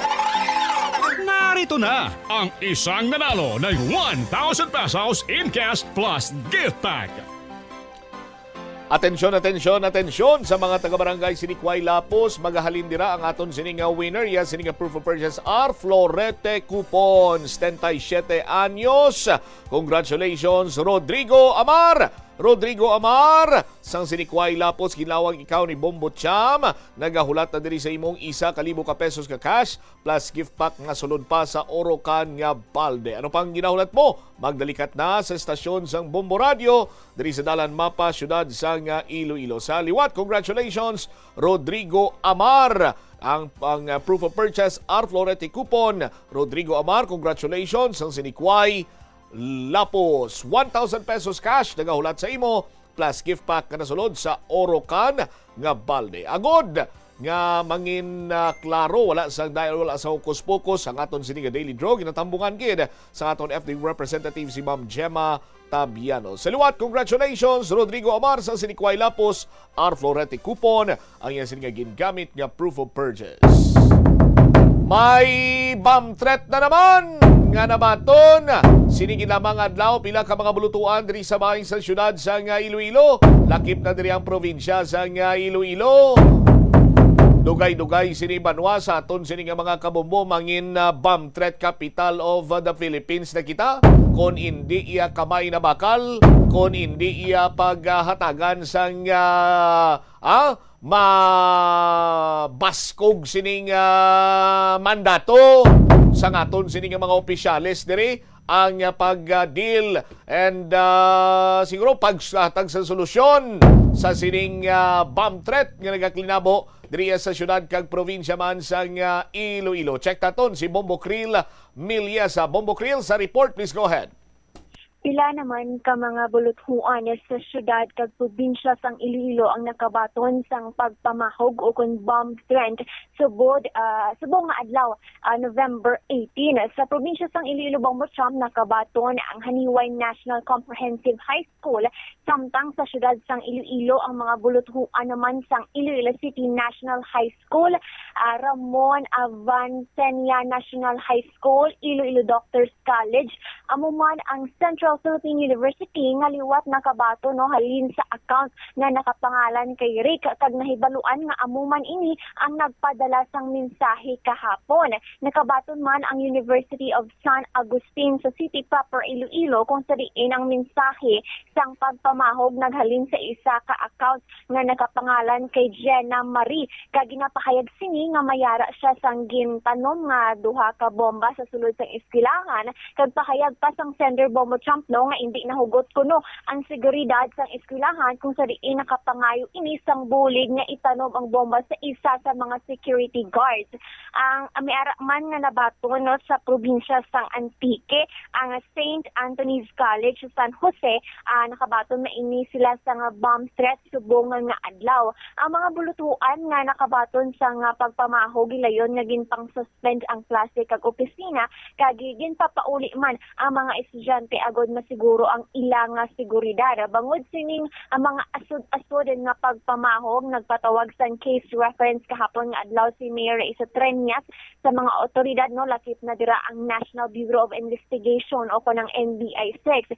Sa aton nga interview sa nga Bombo Radio kay Attorney Arnold Diaz, ang Assistant Regional Director sa NBI-6, iya ginpahayag nga nagasugod na sila sa ila investigasyon kung sa diin ila ginatipon tanan nga mga mensahe sang pagpamahog kag account sang mga sender. Kag suno kay Attorney Diaz, agod nga mapadasig kag matulid gid ang sa likod sang pagpamahog, ila ginpasa sa ila main office sa Manila no ang tanan nga digital kag electronic evidence para sa technical assistant agod nga ma-profile kag ma-locate gid ining mga individual o kon mga organisado nga mga grupo nga matulid kung sino ini sila kabangod nga ang ilang main office sa Manila Bombo Champ may ara kuno nga highly trained experts sa information and technology field ang ilang nga mga personnel. So subong hindi pa gid matulid or hindi pa makahatag sang pahayag ang NBI-6 kung ining mga suspect bala ang mga individual o kon mga grupo kay nagapadayon pa ang ilang nga investigasyon. Kag iya man naging pahayag nga may ara sang do pattern na ginalantaw bangod nga ang mga mensahe ang mga unod sini kung aton nga makita no sa mga Facebook post sang Bombo Radio Iloilo nakapahayag nga unfair treatment kuno sa mga teachers kag personal sa eskwelahan or so nga hatagan sila sa nga bomb threat. Kung suno man kay Attorney Diaz nga dako gid ang pag-atubangon nga kaso sa mga suspect kung ini madakpan na sa sila no mayara sang pag-violate sa presidential decree or decree 1721 kag pwede ni sila mapriso sa sulod sang 5 ka tuig kag may ara sa amount nga 40,000 pesos. Kag pwede man ma-violate ang Republic Act 10175 o kung ining Cybercrime Prevention Act of 2012 bangod nga gingamit is social media platform. So nagapanawagan din ang NBI-6 Bombo Champ na sa tanan nga mga biktima, institusyon nga mag-cooperate did sa NBI-6 agod nga tipon tanan nga mga ebidensya kag mahatagan no sang sabat na ang aton nga mga pumuloy ko nga nagakatabo ining sunod-sunod o mga asod-asod nga mga bomb threat. Yari ba ipabati nato nang pahayag ni Attorney Arnold Diaz, ang Assistant Director sa NBI-6. Yesterday, we had a case conference kay Mayor Raisa Treñas wherein the city government requested NBI assistance na i-investigate. So, as of yesterday, nagsugod na kami. Tapos, nag-advise kami sa general public, especially sa mga victims ng bomb threat, sa mga schools na nito, to report the matter sa office. So, may nagpasa na sa mga digital kag electronic evidence sa Amon office. So, yung tipo ni Amon and we forwarded it sa Amon main office sa Manila for technical assistance. Para ma-profile and ma-locate kung sino man yung group, ang person or group of persons responsible sa false bomb threat. So, mabudlayan ba ini attorney or madugayan since mabalatod ba si dump account ang gingamit sang mga tao nga ini?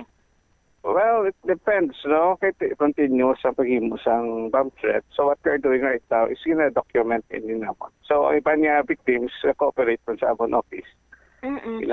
Ginapatasa nila ilang ang mga messages containing the bomb threats. Based man sa inyo nga pagkilantaw sa mga mensahe kang victims na ginpasa sa inyo, ma-coordinate nyo ba nga basi same individual or grupo inyo sila, attorney? Well, depende pa na. As I said, gather pa kami evidence sa case build up pa kami. So hopefully in due time mabalan kami kay whoever these people are, kadako sa ila sa labton, no? Ikakos sila public disturbance. Oo, kag in-endanger nilang safety ng atong mga estudyante, ang school property, and kakos man sila disruption of academic and public functions. So muna. So sa mga messages nga nabasa mo bala nakita attorney, mahambal na to nga may pattern ba ang ilang nga mga mensahe?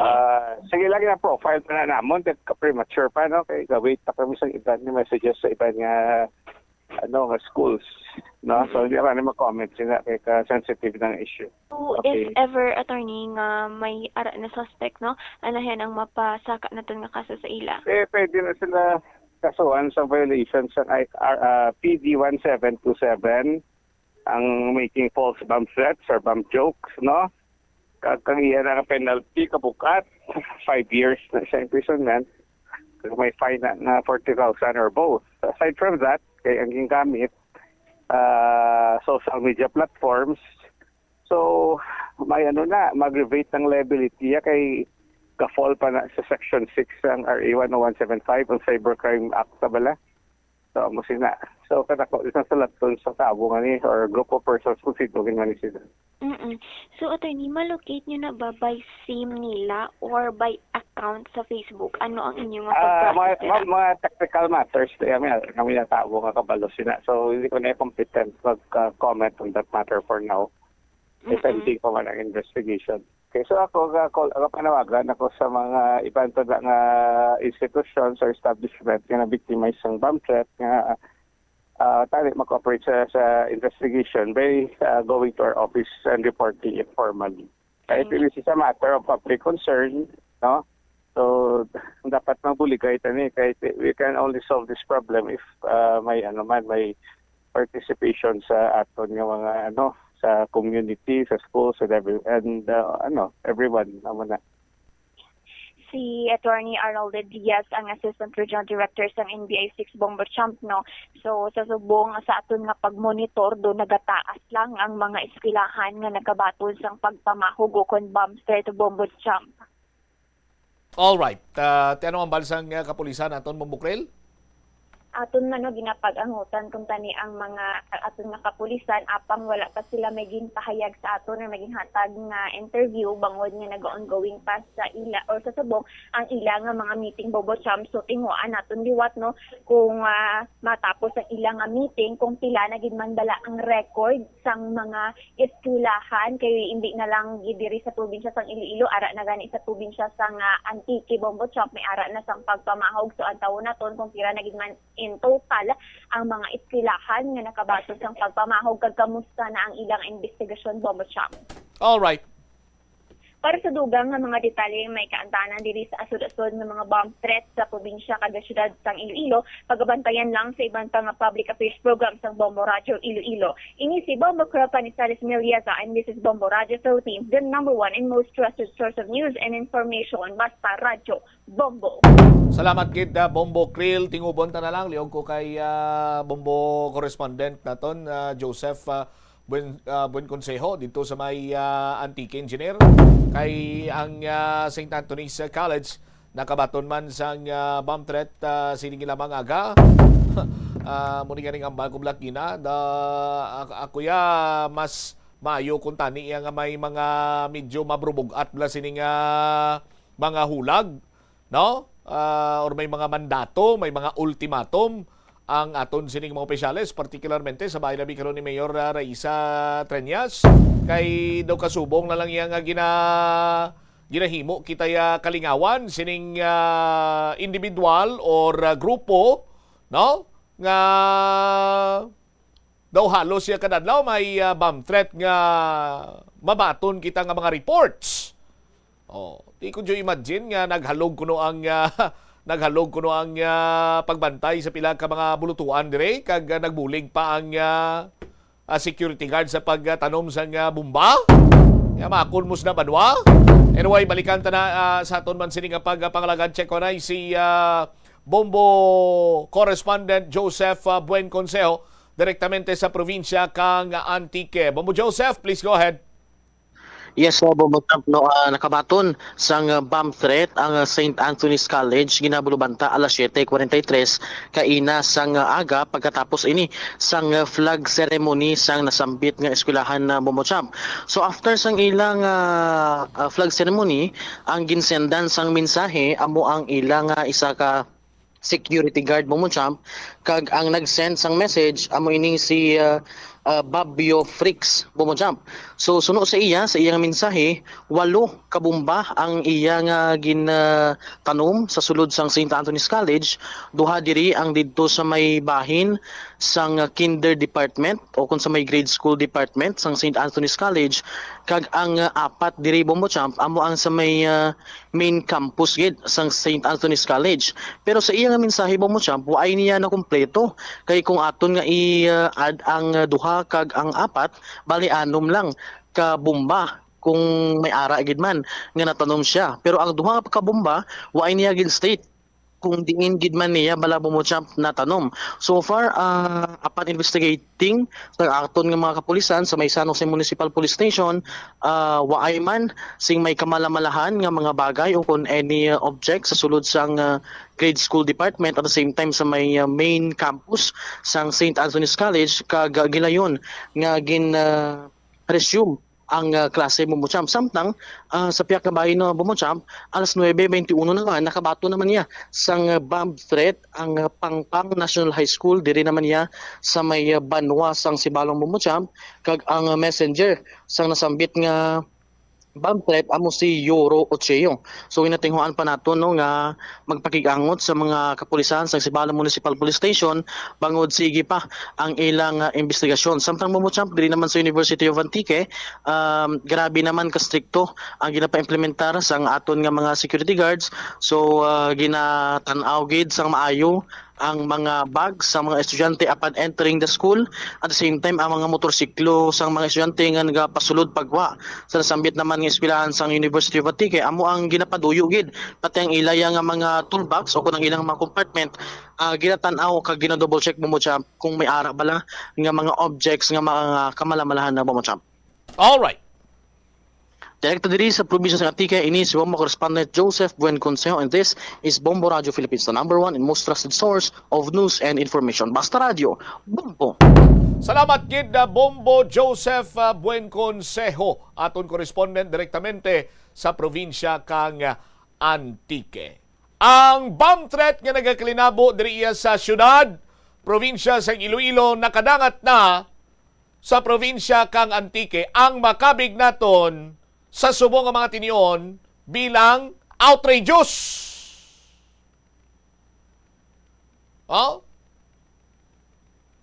Hindi na iya normal nga sahi sang hitabo kag nagakinahanglan sang immediate attention. No? Kung kinahanglan nga may pressure ang aton sini nga mga opisyales, partikularmente sa bahin sa siyudad sa Iloilo, ang aton sini nga alkalde, nagakadapat nga himuon na ini niya. Although mambal naton gati si Mayor Inday Raisa, why man nagapabaya? Yes, why siya nagapabaya? As a matter of fact, nagpagawa siya gani isang 100,000 pesos nga reward money sa kung sino man ang makabulig sa aton sino motoridad nga makatudlo, makahatag any information, whereabouts, so on and so forth, para iyang mapasabat naton ining mga bulayog nga klase isang tawo. No? Kung lang taon naton ang epekto siniti, tama na gid iya ka mambal naton hindi mayo. May disruption na ya sa tanan sining aspito karon sang pagpangadlaw-adlaw diri sa syudad sang Iloilo. Disruption sa pagtuon sa mga estudyante, disruption sa trabaho sa mga empleyado, disruption sa trapiko, disruption rather sa aton sining ekonomiya. No? Ginaabi-abi ginaton ining mga pagsinapol sang alkalde together with the ICPO, NBI, RACO 6, so on and so forth. Pero magluwas sa 100,000 pesos nga reward money, mas labing maayo kung may ultimatum ang aton siniyang alkalde. No? And bisan way na gani isang 100,000 pesos ka reward money. Kay ti, Mayor, kung lang taon sinini mo, full support, 101% ang city government sa aton siniya kapulisan. Di ba? Balaan na ni Mayor Inday Raisa Treñas kay isang tsimpo ni tatay ni Mayor Jerry Treñas. Kung lantawon lang naton, pati dog food sang K9 sang pulis nalakip sa budget nga gina-provide sang city government under Mayor or former Mayor Jerry Treñas. Now, may authority gid yang aton sining alkalde subong si Mayor Inday. Nga magpagwa sang ultimatum. Nakita naton nga ti mambalabing mga kabumbo naton ti bumbutsa mo ay sa personalidad ni Mayor Inday Raisa nga mambalabi naton nga do may ara siya sang kamay na bakal per se. Pero mambal naton friendly advice sa kay Mayor Inday Raisa. Mayor, nagligan pa ni nga si mana mo. Kagapon, siyam, kunya ko magsala, ka mga bulutuan, ang gin bomb threat. Ti imbis sabi Mayor nga 100,000 or kung gusto mo, mapabilin sige po ng 100,000 pesos nga bounty o reward money sa kung sino makabulig sa aton sini kapulisan, ti let it be. Pero ang mas labing maayo, Mayor, nga puro pisgaon man. Namin ko sa puro pisgaon, butangan mo presyur ang aton sini kapulisan. Siling ko gani, dapat si Mayor Inday Raisa Treñas nagpagawa na sang ultimatum Hatagan niya abisang 48 hours ang Iloilo City Police Office, ang aton sini nga City Director, i-check niya kung sa diin nga mga area mayara sang bomb threat, lakip na diri sa ultimatum ang mga chief of police. 48 hours ultimatum nga dapat mayara sang resulta na nga mapagwa ang aton sini kapulisan. We know for a fact nga why ka mo nagapabaya kag sa NBI gani may mga ginpadala na sila nga mga digital ano nang tawag. Pero lain gidya sa aton sini nga mga kabumbo. Kung mayara sang mambanaton kamay na bakal, kay ti nagapati kita nga iway man ginakulang sa resources ang aton sini kapulisan. In terms sang intelligence community, ti damo man ta sang miyembro sa intelligence community nga makasarangged sa aton sini nga mga kabumbo, nga magpangusisa, nga makapangita, makasagap sa informasyon, tuhoy sa ibalo sining mga nagapalapta sa bomb threat. Di ba? I-activate ang tanan sini iyang intelligence unit sa aton sini motoridad. Kagapon ko pa rin ginambal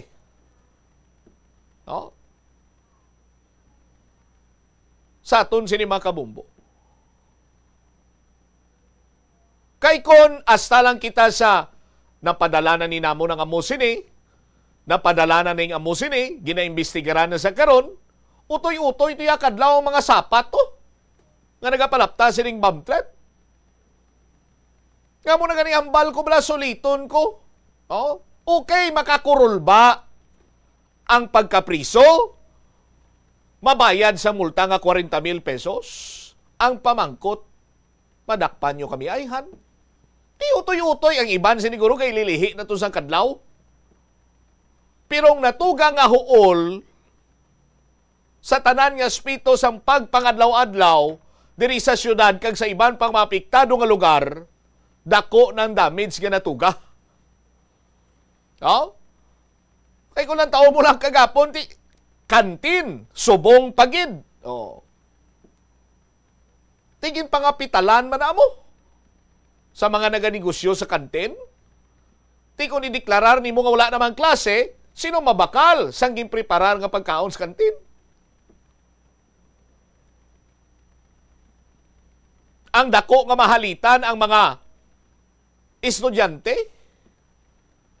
Ma-delay naman sila sa, hindi naman sila or ayawan, no? Stand corrected, hindi, no? Kunti mayawan naman sila ka-coop up, no? Sa ila siniya nga mga tulunan, bangod sa disruption sa klase, tuga, no? Sining binuangit nga klase isang bomb threat, din kakita imoy kag sos Maria kagusip, no? Gin-bomb threat ang isa ka bulutuan, ang isa ka universidad kay naghalog ang ila sining nga security. Kag isa sa mga security personnel nagbulig patanom sa bumba. Por Diyos por santo. Kag kung lang tawon nimo ining mga mensahe mayara sang similarities. Nagapakita sa aton sini nga mga kabumbong ati may posibilidad isa lang or kung hindi man isa ka individual, isa lang ka grupo. Ining nagapalaptas ang bomb threat. Kag isa sa mga ginalibugan sang ulo ko, payara man kita sa Regional Anti-Cybercrime Unit. Tinga kinanglan pagin nga ipadala sa central office. Kay dito ang mga eksperto, diriya sa bahay sa syudad sa Iloilo, diri sa Regional Office 6. Diri sa syudad, nga Regional Center kita diri. Waya sa may mga eksperto de?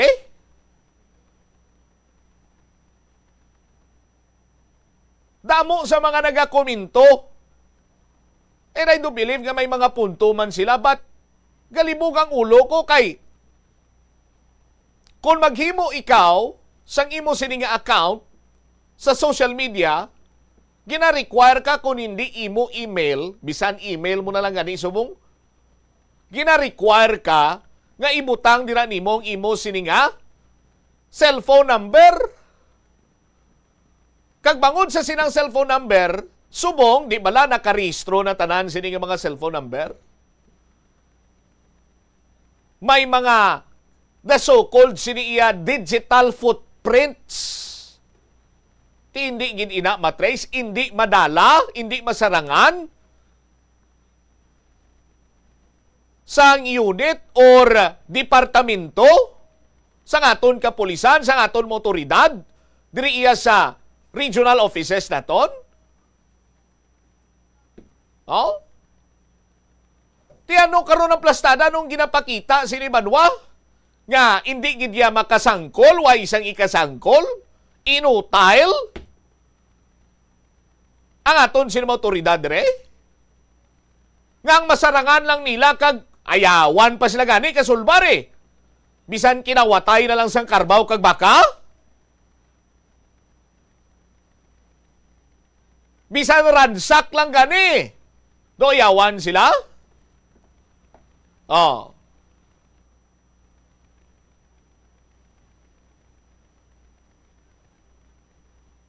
Ilan tawa nyo ba lang nagaklinabo, subong, hindi na iniya normal, gani kinahambal naton nga this is outrageous. Kag kinahanglan, no? Ipakita, gini Mayor Inday Raisang iya sining agrot. Ipakita, gid ni Mayor Inday Raisang nga ti, bisan na babayi siya, sarang siya nga kabigon nga Iron Lady. May iron fist, may kamay na bakal sa pagdeal sa mga kasubong sini nga katuntuhan. No.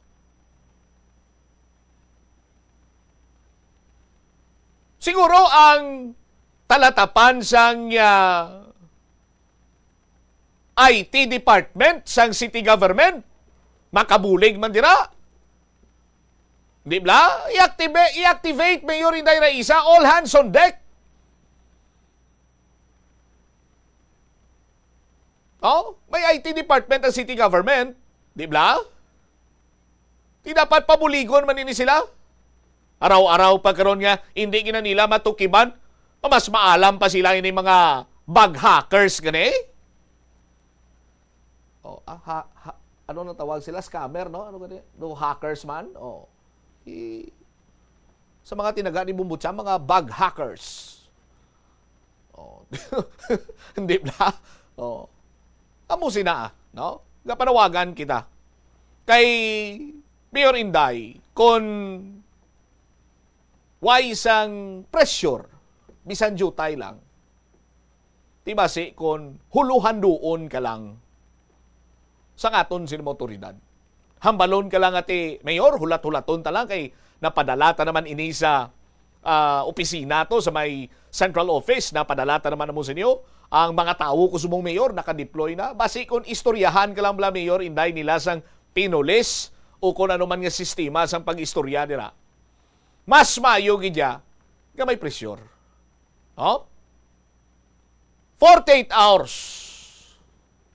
Kung wala resulta, pamutos na ka muna sa inyo binagtong. Oh? Ultimatum. Dapat yatag sa ICPO Director, sa mga Chief of Police, nga kung sa diin ang area nila na situate ining mga bulutuan nga nagkabaton sang bomb threat. Oh. Hindi iabot silingon nga kontra nato ng pulis sa aton sini makabumbo. No? Kay kung lang tawon naton, halin pa ni nagligan nga si mana mo.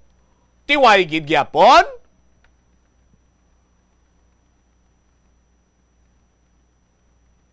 Kag hindi ta naman dapat ini sila yahatagan sang kwarta.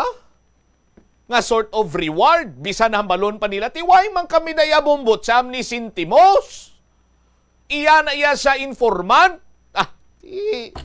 Magamusin na iya. Istoryahin nyo lang to ang lapsag. Nga gatuon palang maglakat. Pero mag-amo niya Mayor Inday Raisa Trenyas, ma'am. No? Courteously palapot kita sang ideya. 48 hours.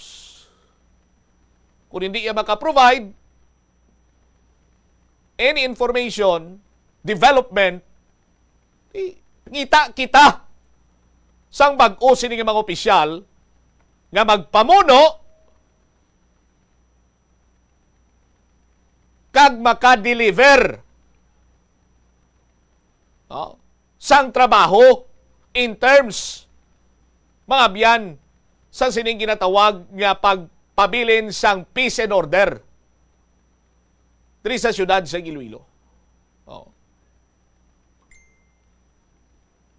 Kung ano man ang himuon nila depende sa ila. Basta, ang target mo yung Mayor Inday, nga mauntat na ning bomb threat gani. Nga daw ginaadlaw-adlaw na kita sining mga iho di carbon nga klase isang tao gani. No? Igabay pa, basi maka labot man ang mensahe or basi naga-monitor man dira si Mayor Inday Raisa, mas labing mayo, Mayor. No? Nga amo sining himuon. Bago lang Bago lang may bomb threat naman. Sa di naman si Stansya naman. Ti Northern Iloilo. No? Northern Samar. No? Northern Iloilo ka din si Der. No? Northern Iloilo State University. Amo ning NISO. NISO. Main campus. Ti dapat ni, sino ang ganing aton nga Ardea? Limping ko? Si Josepino, no? Police Brigadier General Josefino Limpingo. Oh. Anyway, kung ano man dira sir, basta RD, no? Ti ano man? Do ginahimo kamuyang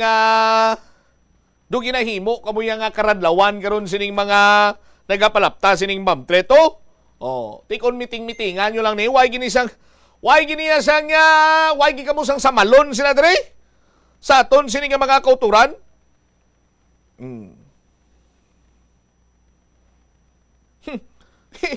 Ako si Pino Ligan. Oh, mga limping ko man ako. Dadi ko na gin panguha mga limping ko man. Oh.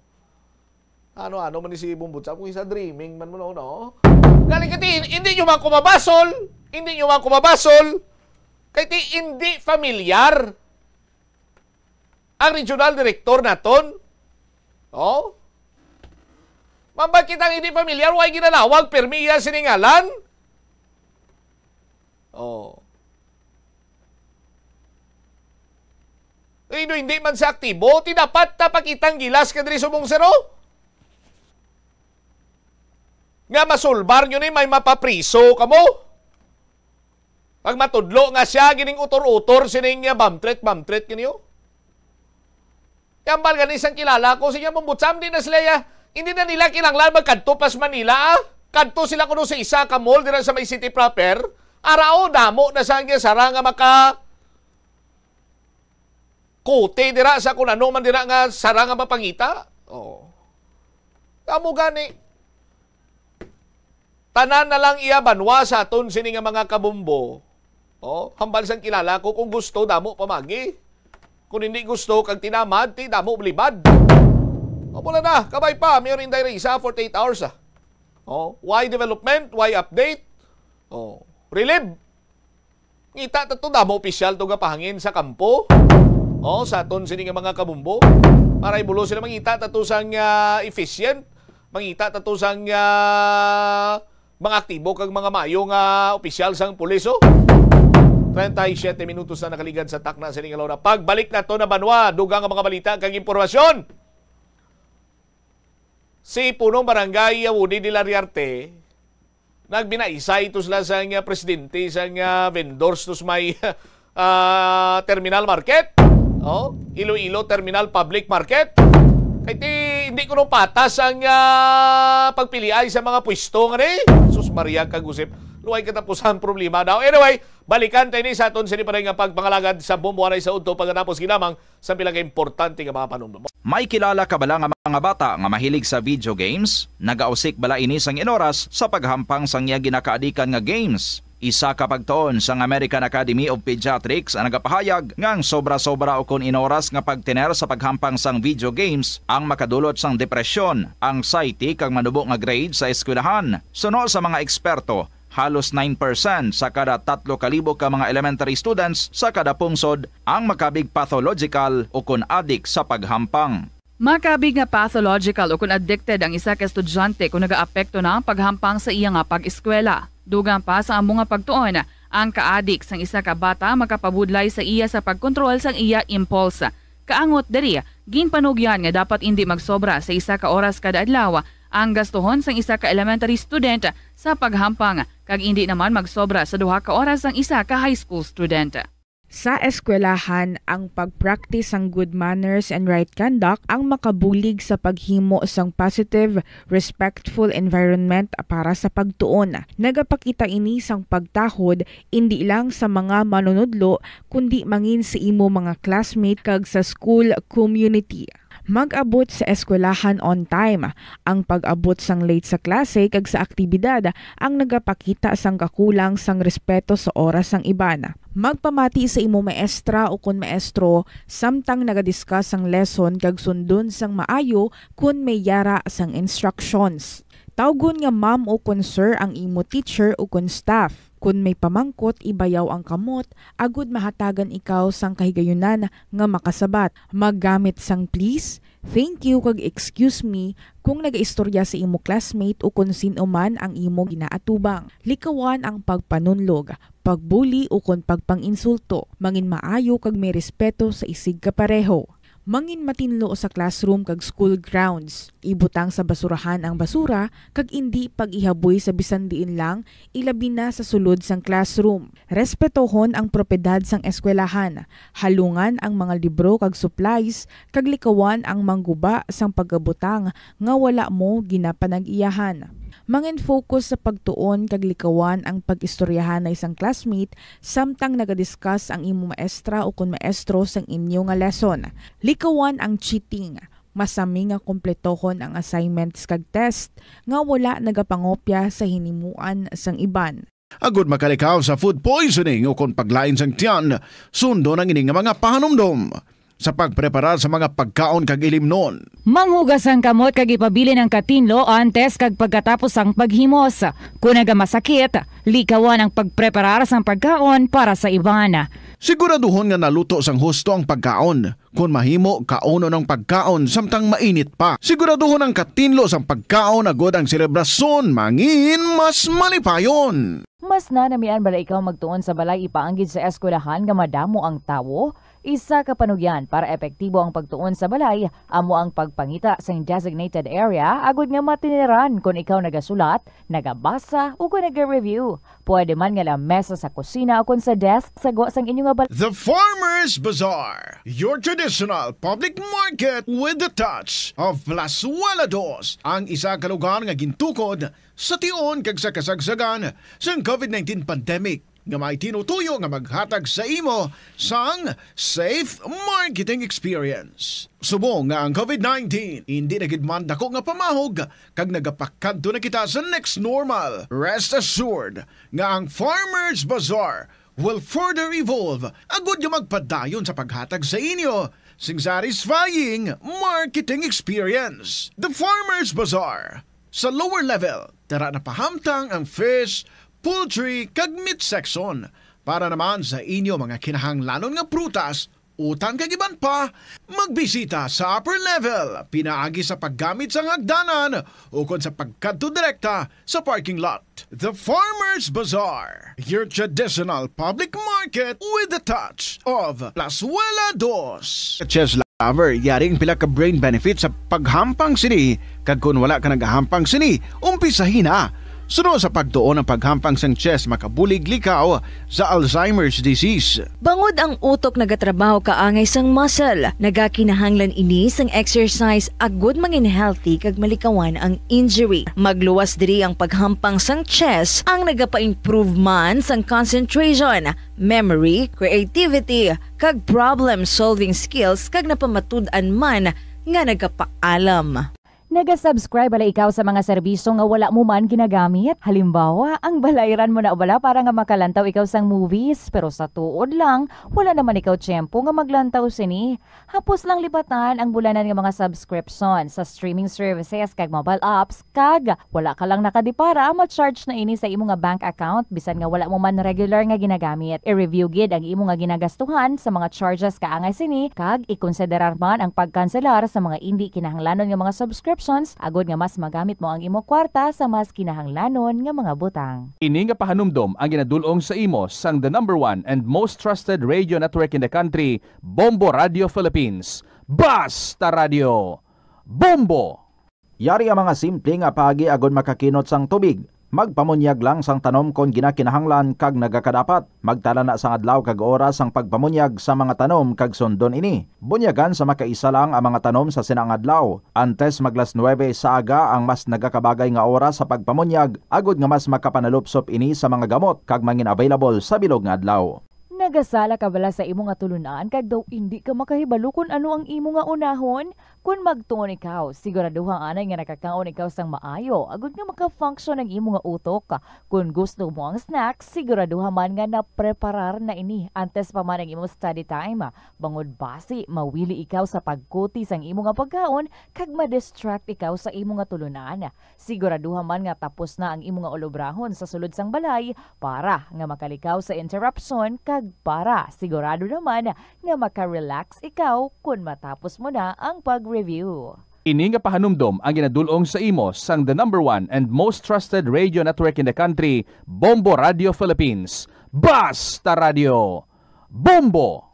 Iyari ang mga household level fire safety measures nga dapat tandaan agud makalikaw sa sunog sa balay. Hindi magbutang o kung magtipon sang flammable substance o kung chemical nga makatugas ang sunog sa kusina o kung sa sulod sang balay. Ipalayo man sa mga kabataan ang pospro kag lighters. Patya ang kalayo kag baga matapos ang pagluto sa kusina. Siguraduhon nga wala nagasungaw kag pirmi limpyuhan ang mga kerosene kag gas stoves. Tandaan, ang paglikaw sa sunog sa sulod sa balay, responsibilidad sang bilog nga pamilya. Ang kalibutan ginakabugusan sang 71% sang tubig o kun kadagatan. Kag ang kadagatan nagabulig sa pagtugas sang tubig nga aton mainom kag hangin nga aton ginahaklo. Gani, aton halungan kag imentenar ang malimpyo nga ginaagyan sang tubig kag mga kadagatan. Sa masunod nga mga pamaagi. Magpartisipar sa mga organisasyon o clean up events. Likawan 45 minutos sa kaligad sa takna sininga. Last or launa, balik na diri sa pagpangalagan sa Bombo Anay sa Udto sa DYFM, Bombo Radio Iloilo. Sa live studio naton sa Sinima Tinio, naton sininga winner. Now, winner naton magabaton sa isa kalibo ka pesos ka cash kag grocery items na sunod sa Orocan nga palde, balor isa man kalibo. Sino nga niya winner, Bombo Jane? Restituto di Guzman sang Leganes sa Iloilo. Maayong udto, Sir Restituto. Maayong udto man, sir. Kumusta ikaw? Okay man, okay man subong ako niya sitwasyon. Alright, sige. Isipa, bing isa kalibo ka pesos ni mo nga kwarta ginauyatan subong cash price mo?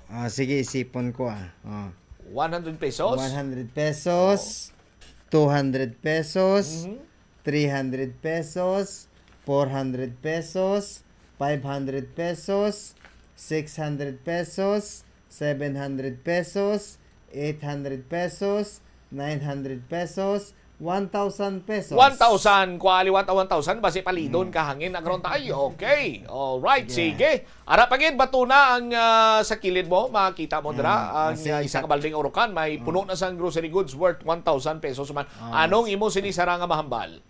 Madamo gid nga salamat sa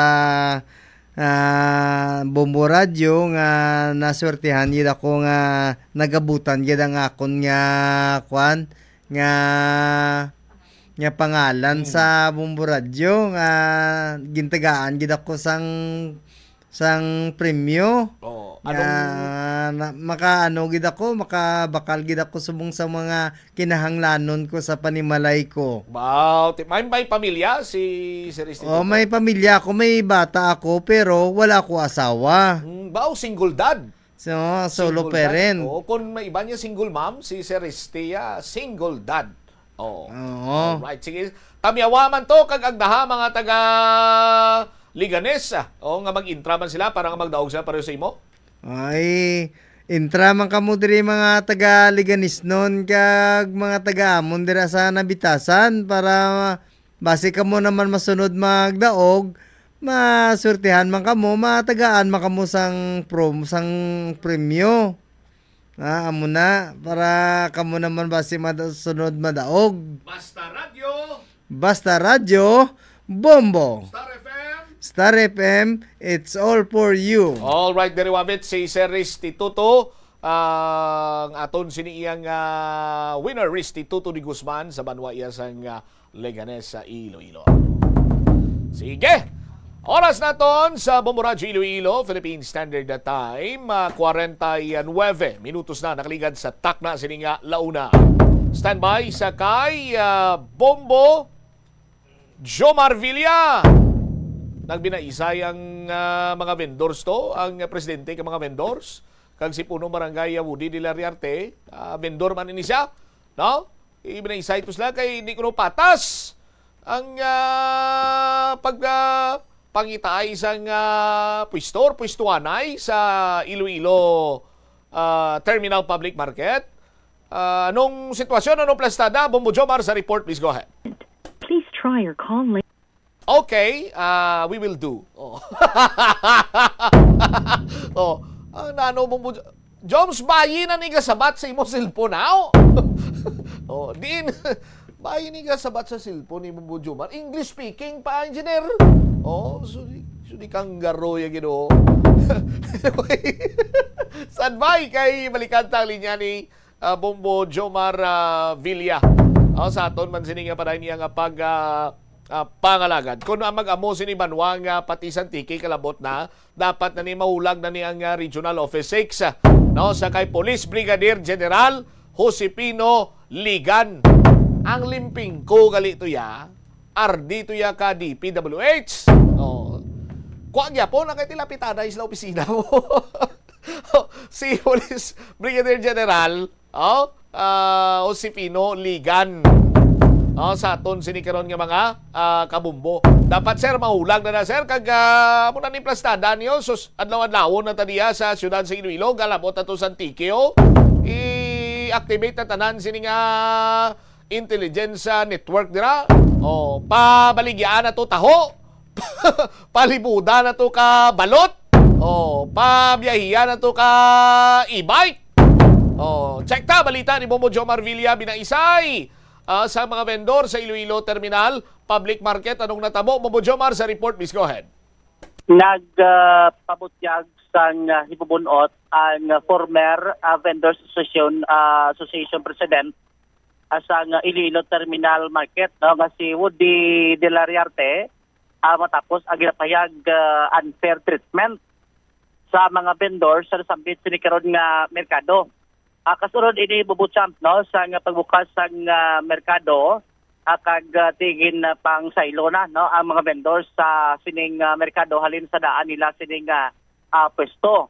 Pero suno kay Woody De La Riarte do baliskad ang natabo atuhoy sa pagtatagay karon sang pwesto kun area sa ila sining pwesto sa nasambit sining merkado.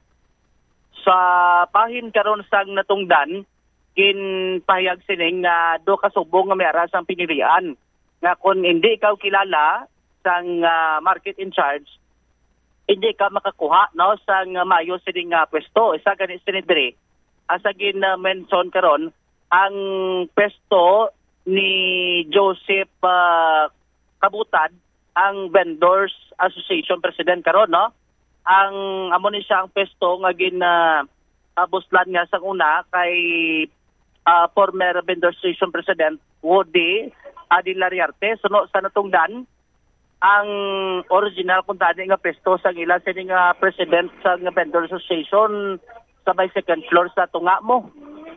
Pero gin-mention rin ni Woody nga nakibot siya nga ang pesto na subong ara na sa may entrance gate pag saka mo sa babaw pag abot mo pag lanta mo sa pwesto iya din ang nagabalandrada kag dragid sa corner bumutsam so kung sa diin suno diri sa natungdan do kasubong nga may pinilian kay ti ang iban sining ordinaryo sa mga vendors ato sa likod pero ti ang ining ila sining presidente aragis tubang suno man sini sa natungdan do kasubong wala gintagaan sa regakego sa tension ang mga ordinaryo sa mga vendors kag gin-mention man sini nga do kasubong nga tinagapadalagan lamang sila sa pwesto bilang presidente sa mga vendors lamang para sa ilang sini nga kaugalingon sini nga interest sa aton sini nga mga kabumbo mention ba din ni Kap Buding ang sini ganing umagad may pesto mantos dalom wala pa ni sa maksaylo bumbot sa amti nagayo mas gani nga kung pwede maka-pesto sa sulod sang market grabe sa malapit sa sa entrance gate gin ambalan ko sa market in charge kaya na lang kay do nagapasabad na lang do mo na ang isa sa mention nga tigin ka dismaya diri sa nasambit sa ning individual. Aribla ang kabahin sa pahayag ni Woody De La Riarte ang sinanay pabati nagurong ba isay nila Bombo Jomar? Bombo Champ. Antes ang statement ni Mr. De La Riarte pabati tang binaisay bla? Ay kadua ang binaisay kay after nga interview amo to kadto nagpatulong sa to kay Sige. All right. Sige. Go ahead. Paano sila nakagabot sa front peripheral bangod malapit sa ila? Ano na, fair naman na. Oo. Anong pwestohan na siya ni gabot-gabot? Oo, gabot-gabot gani. Okay. Kung ikaw makatuon, kung pilay mo ng gabotan ng numero, dala ka na lang. O, dala ka na lang. Dito, subong gapilar. Sila ang problema. Ang presidente nila diya, ang nagapilar, una siya presidente sa asosasyon nga wala man pulos ng asosasyon, kaya nga personal interest nila, gali nagpadalagan sila para sa pagsudlanay sa super, makabinta sila, kay malapit sila sa market insert, malapit sila sa market insert, amo na ang ilaya benepisyo para sa ila personal nga interest, hindi sa personal sa mga vendors. Dapat kung presidente ka, buligan mo ang imong mga tao nga paano magmayo tanan. Hindi nga inyo personal interest tanan yung official bla. Marami lang sila tanawon ang opisyal sa asosasyon, bangod sana kayo na permi sila, papapicture sila kay mayor nga wala man sila pulos sa asosasyon dire sa vendors.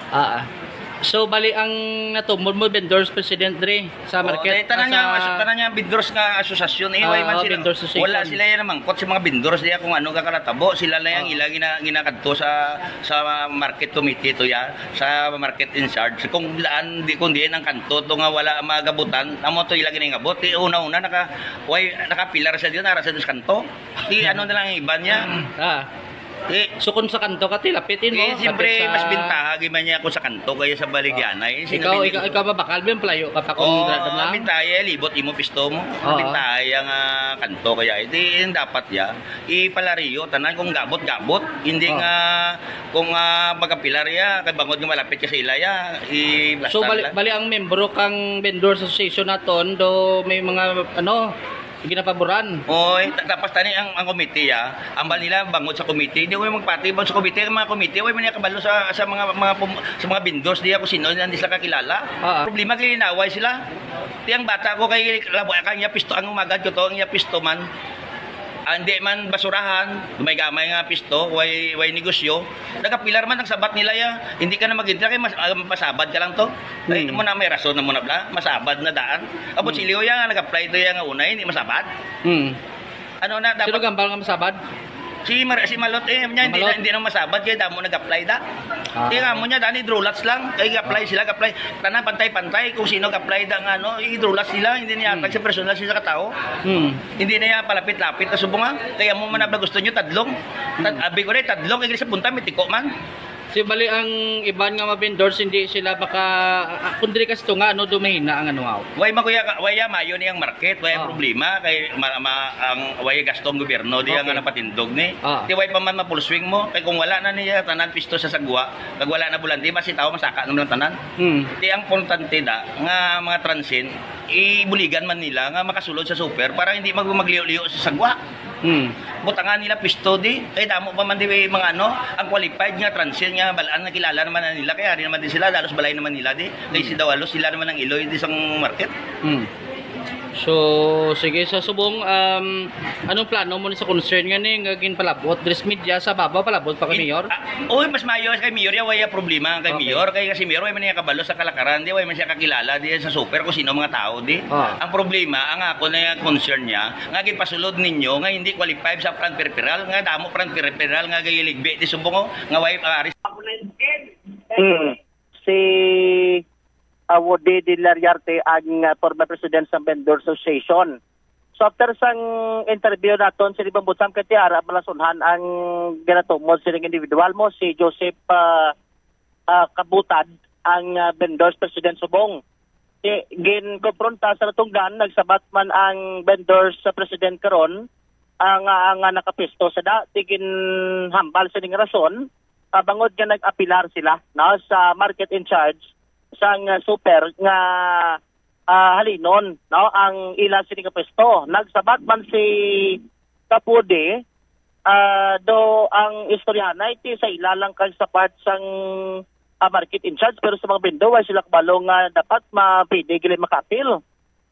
Bumbutsam tiya mo nga ang iban nagsunod na lang pero ti ulihin na amo na nga ginuna ni ang kay Joseph Kabutad ang Vendors President kay isa ang una kunong nakapil Bumbutsam rason nga nakapisto sa may sa yasin nga pisto sa may corner nga tigidalantaw bintahagid sa mga bumalakal kumpangid sa mga vendors nga sa likod kag sa tunga na sini nga porsyon. Aribla ang kabahin kay nakibot matukin ng mga vendors, abi nila kung ano na itong nag-singitaan na muning kabahin sa pagbaysay sa duha sa mga individual. Ay, nakapilar ka sa September, bintagin na simo, kaya nga presidente ka. Ang butsing nalon, nag-take advantage ka sa mga tarawan mo. Ikaw ay kagagi patawag, huwag butanan, ikaw huwag mong kapagkala. O, gabat kabutan tani. Kaya ang problema, may personal kagidya mo interest, tanan ka mo asosasyon, mag-religious ka mo, suicide ka mo tanan. Kasi ngayon mo kwarta, ako nag-presidente, ni 5 ako na ngayon kwarta, personal na gasto ko. Totoo na, ako nagpasar sang lahi, ako nagbato sang ordinansya, nga ang rental ta mapanubo, imbes 2 years, demo 3 years. Ako nagbato sa council. Ako nagbalik sa salakyan sa una. Pagbato ko, mag-meeting, 300 ka bangko, ginabayaran ko na para makadula para ang tao makapumpo. Amo na ang presidente, hindi na ako interesado, nag-resign ako gani. Para may naglaylo lang to sa akon, gulpin, sa kita nagubay nyo to, kay masulot ko. Damo gani is disqualified ko kay asawa ko ngalan di ako. Way problema kay way na ko obligasyon. Ang importante pantay-pantay tadi. Sino nagbutang si Mote? Si Malot? Si Marcel? No. Nagando sila? Wala na sila. Amo na gani, paano ka nabutang nga way ka ano? Actually, nag-appeal na kami na. Appeal gani nga sa katamo sa nag-appeal ikaw gid ang Pilipinas katawaw. Hindi within 10 days after 10 days. Wow, gani very good palakpak. After 10 days nag-appeal kami. Palakpak kay ikaw liya nakakuha na 10 days. Pila ka mo kabilog nag-appeal sir? Wala ko kabalo. Ikaw lang nag-appeal kay ikaw lang kabalo gintundo na ni Simo. Gabot ka lang kay ara apilar ka liyo. Wala para sa mukian. Palakpak ka na mo kay nga presidente nyo, nami pisto, kamo yaras kilida. Wala para sa bala maukian dire nga. O gani wala kay ukian, sa kadamo sa inyo de, ikaw kinukian. Amo nang punto da. Paski wala ko ya pisto de, okay lang. Kaya nga kabalo kayo mga buwi. Kaya dugay naman wala pisto de, ubuwi man ko. Pero dante, ang bala nyo de, kung nangayo ko kwarta, bisan 5. Nga nagpresidente ko de, nagasto ko sa personal kwarta. Kung may patay, una pa ko bayad, una gasto. Ako pagkabay mo sa sekretaryo ko, sa kapitan, ako kapitan, sekretaryo ko na pobra ko sa papel para pirmahan tao. Pero inyo personal interest nyo. Pag sa mga tao nag-meeting ka mo, amo ni muunta, amo ni apilan ka kabilugan. Din. Sige. Arya, gubon ko ginisubong ang market nga ginimo ninyo. Tuntor ang market insert, gintagaan ka pabor. Sir, wala gina. Tanan niya, hindi pa pre-pre butangan niya pa. Wala inalagata sila ng pabor. Hoy, pabor hindi pabor. Ali ka to, bisbiya ko di pabor. Kung maayusin mo. Appeal pala, sir, pero wala pa na trabahan. Kung naman pobrahan, butang ka na. Dapat huwag ka pobrahan, huwag ka na butang da. Huwag ka bagay pobrahan, para na da. Temporary lang na siya. Temporary lang mabutang ka da. Kadamo sa mga plastar, hindi mo nga pabutangan niya ikaw. Ikaw kaya bakit presidente ka? Hindi lang tawag sa mga. Kasi over-president ka pa. Over-president, why na yan labot? Kaya actually, ang sa ang sa tanay sang former kag market in charge subong akon sang vendors association. Pero na natabo na yun. Nagusayay sila. O kung nasta sumong ka sinigitanay pa. Doon nadala man ko sa tingog ni Kapudi. Ano natabo na yun bubudjuman? Nausgaran o kung why again? After sang nag-walkout ng last cup naglakatam lang. O kaya doon nagtaas dugo ni Kapudi. Sos Maria Kagusip. Kibota ganit pagambal niya to. Gubuo niya kung merkado. Oh, hindi man. Kap, hindi magpahinali. Basi mabughat ka. Siguro na namin lang ni Kap yung tiyabuday ang sistema bla. Nga pag-plastar sini kag ginalantaw sini nga dumay pinabawran gid man. Mangkuton ta kay naminsionar ang pangalan nga Malo, naminsionar ang pangalan nga Maricel. Tiway naman sa iban nga connected sa merkado, market in charge, makapila ka beses nga ginamit lang ni Kapudi. Mangkuton ta sila kung amo man ang plastada kag kung matianta si Kap, galain ang iya sininga buot, kay ti pwede man gali ka-appeal. Pero, ang nag-appealya, ang presidente lang. Ang iba niya nga mga kopdanan, why kabalo nga pwede gali maka-appeal? Ay, sustido. iban kahapon na kuno nag-submit mo ti duway na madatapos ng nung deadline. Amo nga naman kung ti bisan pa paano kung anong mga sistema kag kalakaran dira sa merkado. May iniya gina si Kapuding ay siyempre former president siya na mo. No? Balaan niyo na kung anong sistema hindi mo man ni maisahan ang isa. Kung sa merkado nga mga patakaran na damo gini na balaan ni Kapudi Abo gani. So in-check naman ang Local Economic and Enterprise Office Bubutsyam kag aga market in charge na si kay naton diri pa pakigungutan no si Ma'am Marilo Trabasa ko si Marmalot kasi na-mentionar man nga sila pangalan sunod diri sa natungdan giklaro yung sila katiway sang pinilian ang market in charge sa mga pwesto kung sino yung makapwesto sa una no kung sino makapwesto sa likod kag sa tunga klaro man sila nga before pa man nga pang plastar ang mga vendors kag sang opening sa merkado may information dissemination na no nga pwede sila yung maka-appeal bumbutsam sa ila siniyang pwesto ti baliskad ban nga dispahag ni Kapuding nga tiway kuno ganis lakbalog may appeal gani da nga pwede nga maka-ayo ang mga vendors sa ila sini karon nga pwesto kag sunod sa iya tiway ban sa kuno ginapinan bisan membro man sa asosasyon kangay ni Joseph Kabutad bumbutsam sa pag-award no sa paghatag karon sa mga pwesto sa mga vendors ginklaro man sini nga ang pwesto sa ilang sini nga vendors association president hindi pa man kuno fix bumbutsam kay Doander pa na karon nga alantaw nga kung sino makabunot kay ginano pa na mo ginarapol pa na nila ginadrolas nila na kung sino makakuha sang pwesto kag sunog gani kay Mamalot nga dapat ang pwesto na kung may makabunot dapat mahalin kuno da si Joseph Kabutad ang vendors association president sa iya sini nga pwesto subong adra sa maibabaw sini nga porsyon sang merkado aribla si Ma'am Marilo Trabasa sa may interview sa Bombo Radio. Verification aga katabo 3 times ang daan pang market sa ibo sa tempo store gyud verify man kung sila gid man ang gado business. So kung ikaw ang gado business current occupant ang tupa mo sila second priority batch 2 bala sa adjudication. Ang tanan nga original kilanlan makagabot na sila tanan-tanan sa pwesto before ang batch 2 sa amo na nga section. For example, peripheral FBS tanan nga mga original awardee sila na tanan ang una nga maggabot sa Drolats. Din sila nga pesto ang peripheral variety inang sa dalo mga may variety peripheral FBS, may mga peripheral FBS man ta sa babaw, may ara sa dalom. So paswerte sa gabot kung diin ang magabot mo. So kung mag-apply ka da right mo man na iyang applyan na. Then kung second batch ka ulihi ka tapuso ng mga original kung sa variety section amo man. Kung sa tanan nga section grocery, dry goods amo ginang patakaran. Then after 10 days may appeal nga ginatawag. So after 10 days ma-appeal ka. So pero okayhan man na pero lang tawo na siya.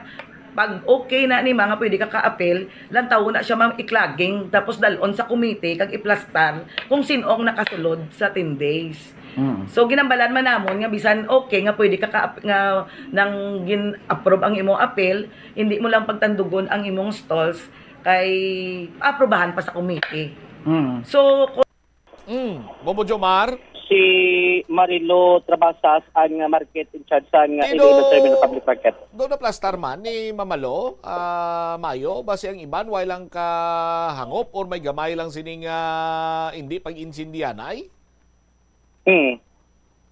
Amo ganiti amo to mention sining open man tanan iling information nga ti pwede sila maka-appeal bubusam kay tibi mga pwesto tuman subong nga wifi mapistuhan galing iti kalaw ay man tuod ikaw presidente ikaw ba una appeal ikaw man ang una nakabalo dapat pagkabalo mo nga pwede gali ka appeal ginpabalo mong iban sini nga membro mo nga pwede gali ka appeal ti nakata ululupod kita to ma-appeal kita amo sini mo sadto or basi gin informan ni president pero ang iban do ay hindi naman lang niya gusto nga kung ano dira ang sistema, gusto do okay naman lang sila sa ila siniya nga pwesto, tiway na lang sila yung nag-appeal eh.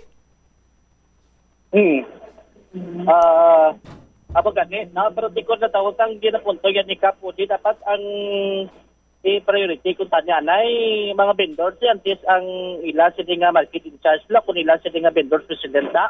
Ti dapat amo gimana kay balaan na sang una pa kag may assurance man na from former Mayor Jerry Treñas nga why sa may ma-displace nga original nga mga vendor, inang mga lehitimo nga mga vendor. Ti karon ang reklamo ni Kapudi ang iban sini bago lang yan ang negosyo nakapwisto na yun da. Ano mo na bla?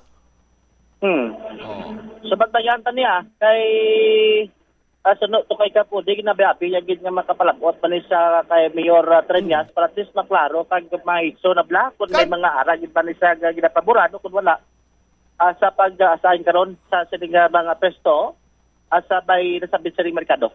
Kag pwede man to si Kap makasaka kay Mayor kay bukas man ang opisina ni Mayor Inday Raisaya. Sige. Amo ganit gusto yaman ko no kay why gani kuno baloman ni si Mayor sa katabo da. Sa Barangay latest, dire sa area karon sang Iloilo Terminal Public Market. Ini si Bombo Jomar Consumo Villa para sa number 1 most trusted source of news and information. Basta Radio. Bombo. Salamat gid na Bombo Jomar Villa.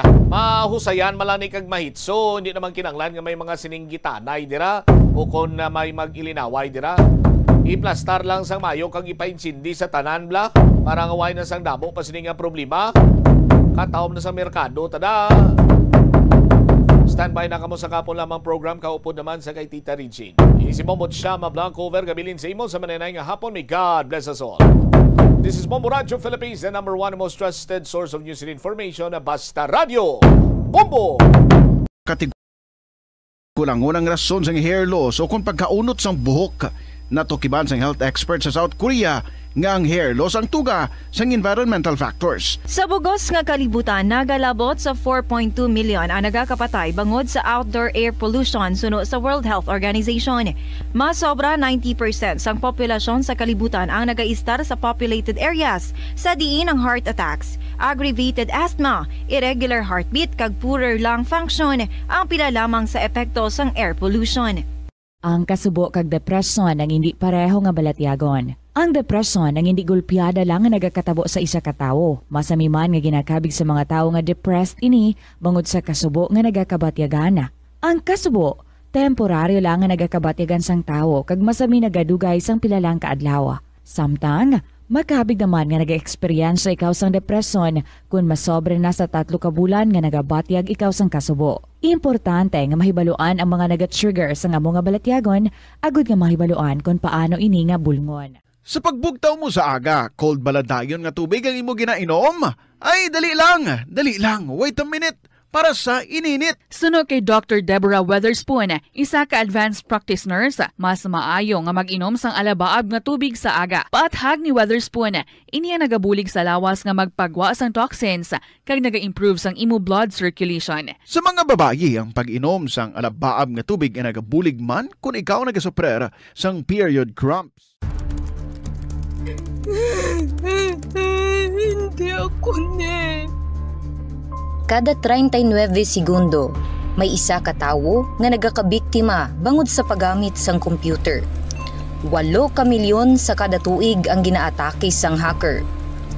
Likawan ang mangin isa sa biktima, mangin mahinalungon sa mga ginapanghatag nga impormasyon, protektahan ang kaugalingon, paggamit sang internet pasangkaron. Ini nga pahanumdom ang ginadulong sa imo sang the number 1 and most trusted radio network in the country, Bombo Radio Philippines. Basta Radio.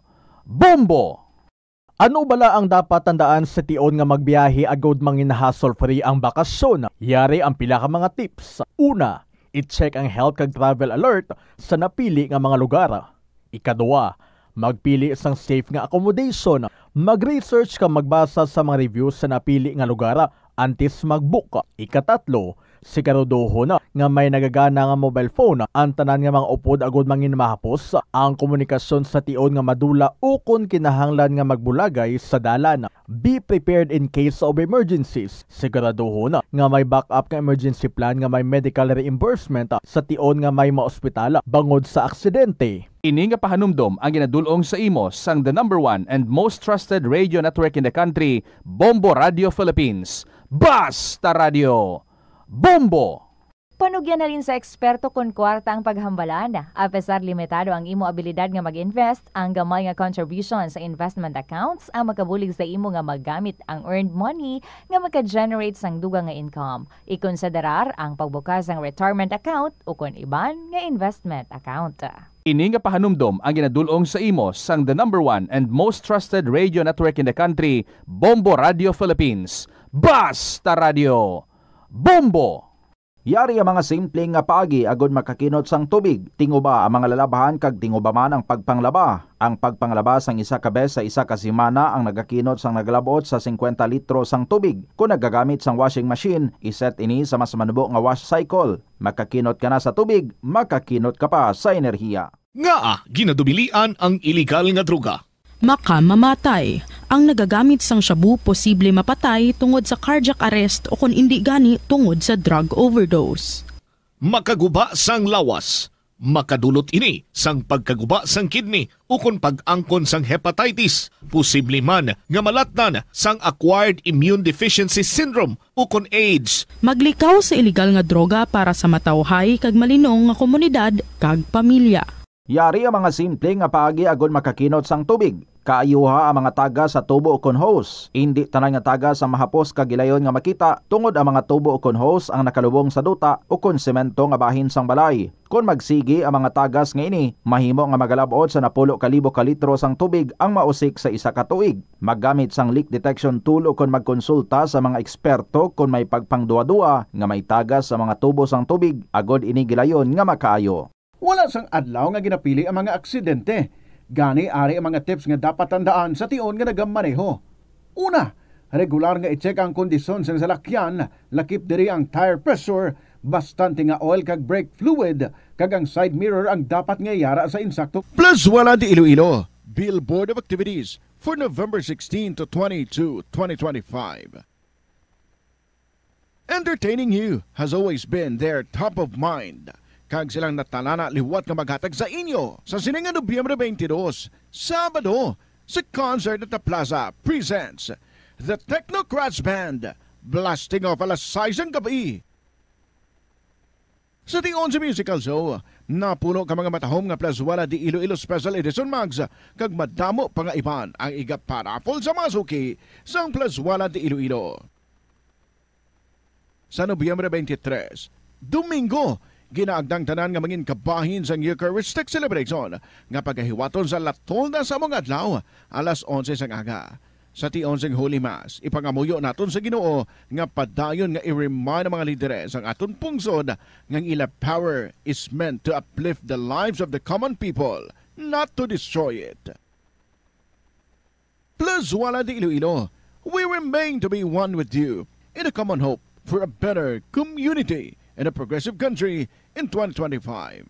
Yari ang mga simpleng apagi agud makakinot sang tubig. Hindi mag-shower o kon maligo sang malawig. Sa sulod sang panimalay, kalabanan sang tubig ang ginausar sa pagpaligo. Nagalabot sa 24% sang tubig sa panimalay ang natigana sa pagpaligo sa mga miyembro sini. Ang pagpanubo sang tiyempo sa pagpaligo sang 2 ka minutos ang makabuhin sang 30% sang ginakonsumo nga tubig. Maggamit sang shower timer o kon mag-set sang alarm sa imo cellphone kag i-limit lamang sa 4 ka minuto ang pagpaligo. Kung nagagamit sang shower kag nagahulat pa sa pag-init sang tubig, saluda sang balde ang nagailig nga mabugnaw nga tubig kay sarang paining nga magamit. Paano ipabilin nga Ito ang Bombo Radio Philippines. Fully digitalized. Numero 1 sa balita, komentaryo, drama at serbisyo publiko. Bombo Radio Philippines. Bombo Radio Philippines. Unmatched. Number 1 and most trusted source of news and information. Basta Radio Bombo! Good afternoon, Gid. Sa inyo tanan mga kabombo. This is Tita Regine. Welcome na sa kahapon lamang program on a Tuesday. Today is November 18, 2025. Nagahilapit kita sa Pasko. How many days to go? Let us check. Christmas is a time for sharing, giving gifts for everyone. What matters now is this Christmas we share the love.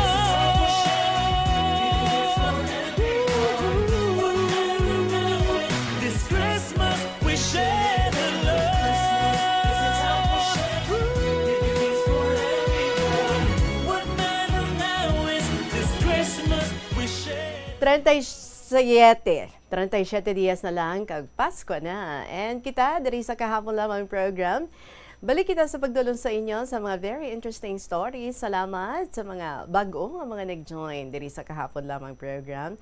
Thank you sa inyong mga stories and sa iban pa dira nga may ara man nga mga istorya. And first time, gina-welcome ko gid ang inyong mga stories. Paki-email sa bombo_iloilo@bomboradio.info or sulaton ang mga kasaysayan kag ipadala sa kahapon lamang program DYFM, Bombo Radio Iloilo, Sky City Tower, Mapa Street, Iloilo City. Again, welcome diri sa kahapon lamang program. Kaupo ninyo si Tita Regine. Ari na ang aton ang bahanon. This is from Lindy Katikista. Break. Good afternoon. Welcome sa KLP. Teka lang, wait lang muna. Sobra ka nang umiiksena sa buhay ko. Pwede bang time out muna? Parang napapagod na ako sa'yo. Makakaya ko rin siguro mawala ka kahit sandali.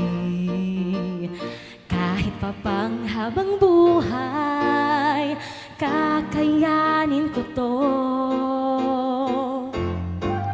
Teka lang, wait lang muna. Parang naging sunod-sunuran na ako sa'yo. Pwede bang time out muna? Hahanapin ko lang ang sarili ko. Makakaya ko rin siguro mawala ka kahit sandali. Kahit pa pang habang buhay, kakayanin ko to.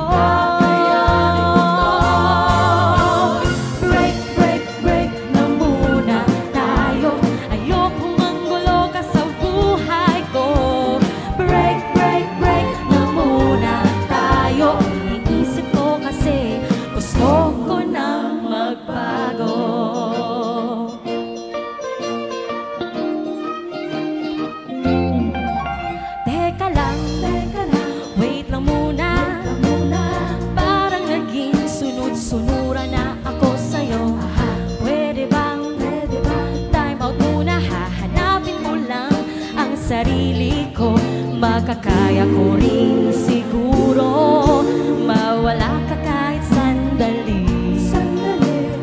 Kahit pa pang habang buhay, kakayanin ko to. Break, break, break na muna tayo. Ayoko manggulo ka sa buhay ko. Break, break, break na muna tayo. Iisip ko kasi gusto ko nang magbago.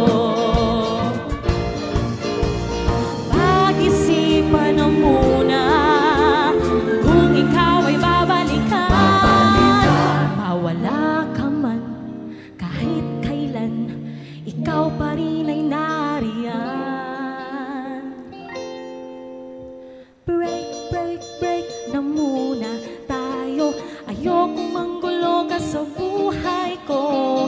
Break, break, break na muna tayo. Iniisip ko kasi gusto ko nang magbago. Oh, oh. Break, break, break na muna tayo. Ayokong manggulo ka sa buhay ko. Break, break, break na muna tayo. Iniisip ko kasi gusto ko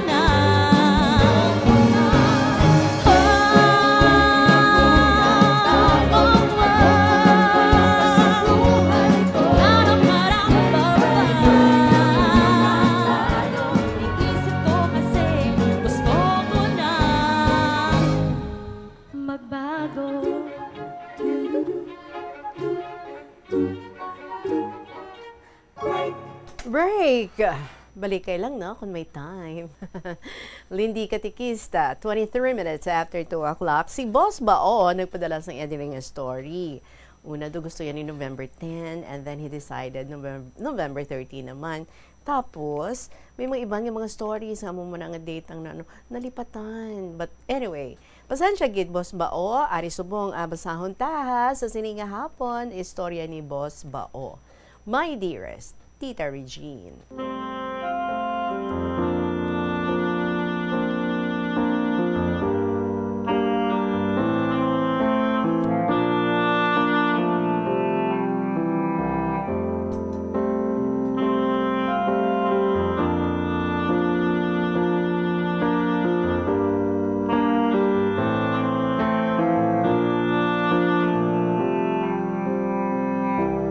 Una sa tanan, ginatamyaw ko ikaw sa maayong adlaw kag maayong hapon, upod sa imo matahom kag makalilingaw nga programa ang KLP. Naisipan ko man nga isulat ang akon kasaysayan, kabay nga makatauman pagtulunan kag madamo man makarelate sining akon kasaysayan. Tawag lang gali ako tita sa kay Boss Bao. Suguran ko ang akon kasaysayan sa nag-ieskwela ako sa elementary, Abaw, kalayo sang amon eskwelahan. Mga 6 ka kilometros ang amon nga lakton pakadto sa eskwelahan. Ang amon alagyan, mga kahunon, kabanglidan, may bakulod ka pa nga lakbayon, kag madamo gid sang lao, kag ginaagyan pa sang karbaw adlaw-adlaw. Tita Regine, komo malayo ang amon eskwelahan, dulom-dulom pa lang, nagahalin na kami sa balay. Ti, gamay lang akon pamahaw, kay gadali kami mapanaw. Kay isa pa lang gani kabuklod ang amon gintaklad, magpahuway kami. Ginakaon ko na iya akon balon, kay ginagutom na ako kapanaw. Kun kaisa, puro lang gitinig nga mais amon balon. Ang amon daple, ginamos pa na, ginputo sa dahon sang mais, para hindi magdapog sa amon balon nga kanon. Tapos kun kaisa, linidgid nga mais, kag tinanok nga saging amon balon. Ang amon balon nga kwarta, 25 sentimos lang. Ginabakal namon butong-butong. Kung kaisa ginadaple manamon sa amon balon ang dulce nga butong-butong tarej. Kang ang amon bag, libon. Inang buri nga ginrara kag himuon bag. Ang akon gamit tarej, papel lang gid kag isa ka lapis. Ginasulod ko sa cellophane, kag sulod sa akon bag nga libon. Ang amon balon, ginasulod ni nanay man sa cellophane kung mag-uli kami. Di ginahugasan ni nanay ang cellophane, kag pamarhon, sudlan roman ang amon balon, sunod nga adlaw. Di kay wala man ni nanay, ginalimpyohan mayad ang cellophane, pagbutang sang balon, ay, panos dapog sang plastik. Tapos pag-uli namon eskwela, daw maano si nanay ugtas kag pangara sa amon sang manghud ko, kay hindi mabatas lao amon bayo. Di, paano abi Tita Regine? Dalan sang karbaw gani, amon nga alagyan. Ang lao sang karbaw, itong-itong pa, kagkabaho. Nagadurukot sa hilamon, kagdalom sa mga kahoy sa amon alagyan. Pakadto ka pa lang, damo ka na lao, dugangan pa pag-uli namon. Ti alangan, hindi mabuta lao ang amon bayo, hay. Ano abi kay balaan na gid nila nga alagyan sa mga estudyante ang alagyan dyan, mantana nanda pa agyan, anda karbaw. Tapos may alagyan pa kami sa may takas ng sapa nga, kinanglan, manguyat pa ikaw sa gamot sang kahoy, kag makasaka sa ibabaw. Kung may dala ka, kag medyo bugat gawa, makalagtok gid ang hawak mo kapanguyat sa gamot, kag makasaka ka sa ibabaw. Amo ang amon adlaw-adlaw, kung mag-eskwela kami, Tita Regine. Tapos, sa kabudlay kag marayo, katatlo lang kaadlaw ako ni eskwela. Tapos, ang grade 4, kung mag-absent, may kaduan or may meeting amon maestra, ginabuslan tana sa maestra sa grade 5. Abaw, purte kapintas nga klase ka maestra tarej. Te, kung tana gani magbulos kay ma'am, ay ginakulbaan kami. One time, tarej, sugo na kami masag-ob. Kada hapon, sugo na kami masag-ob, ti. Kaya sa laguban, isa pagawa ka kilometro, ti hapon na. Rayo, patana amon pulian, pasag ubon na pa kami. Hindi pa kami kauli, kundi mabuta, tanan nga suludlan. Ti, ideya namon, para dali lang pagkuha namon tubig. Kung may kita kami tubig, bisan kahunan, ginasudla namon, dala namon nga galon, muna nga tubig. Ti, para dali kami kabalik sa eskwelahan. Tapos kung siya gani magtudlo sa amon, hindi gani kami kamaan, ginapatungtong na ang amon kamot sa lamesa, kaghampakon ka stick. Tapos kung hindi ka kasaulo, ginabinteng ra, amon talinga. Isa ka bes, hindi kami kamaan kay kasaulo. Gani, wala na kami ginpapauli, kundi ginsirado na kami sa classroom.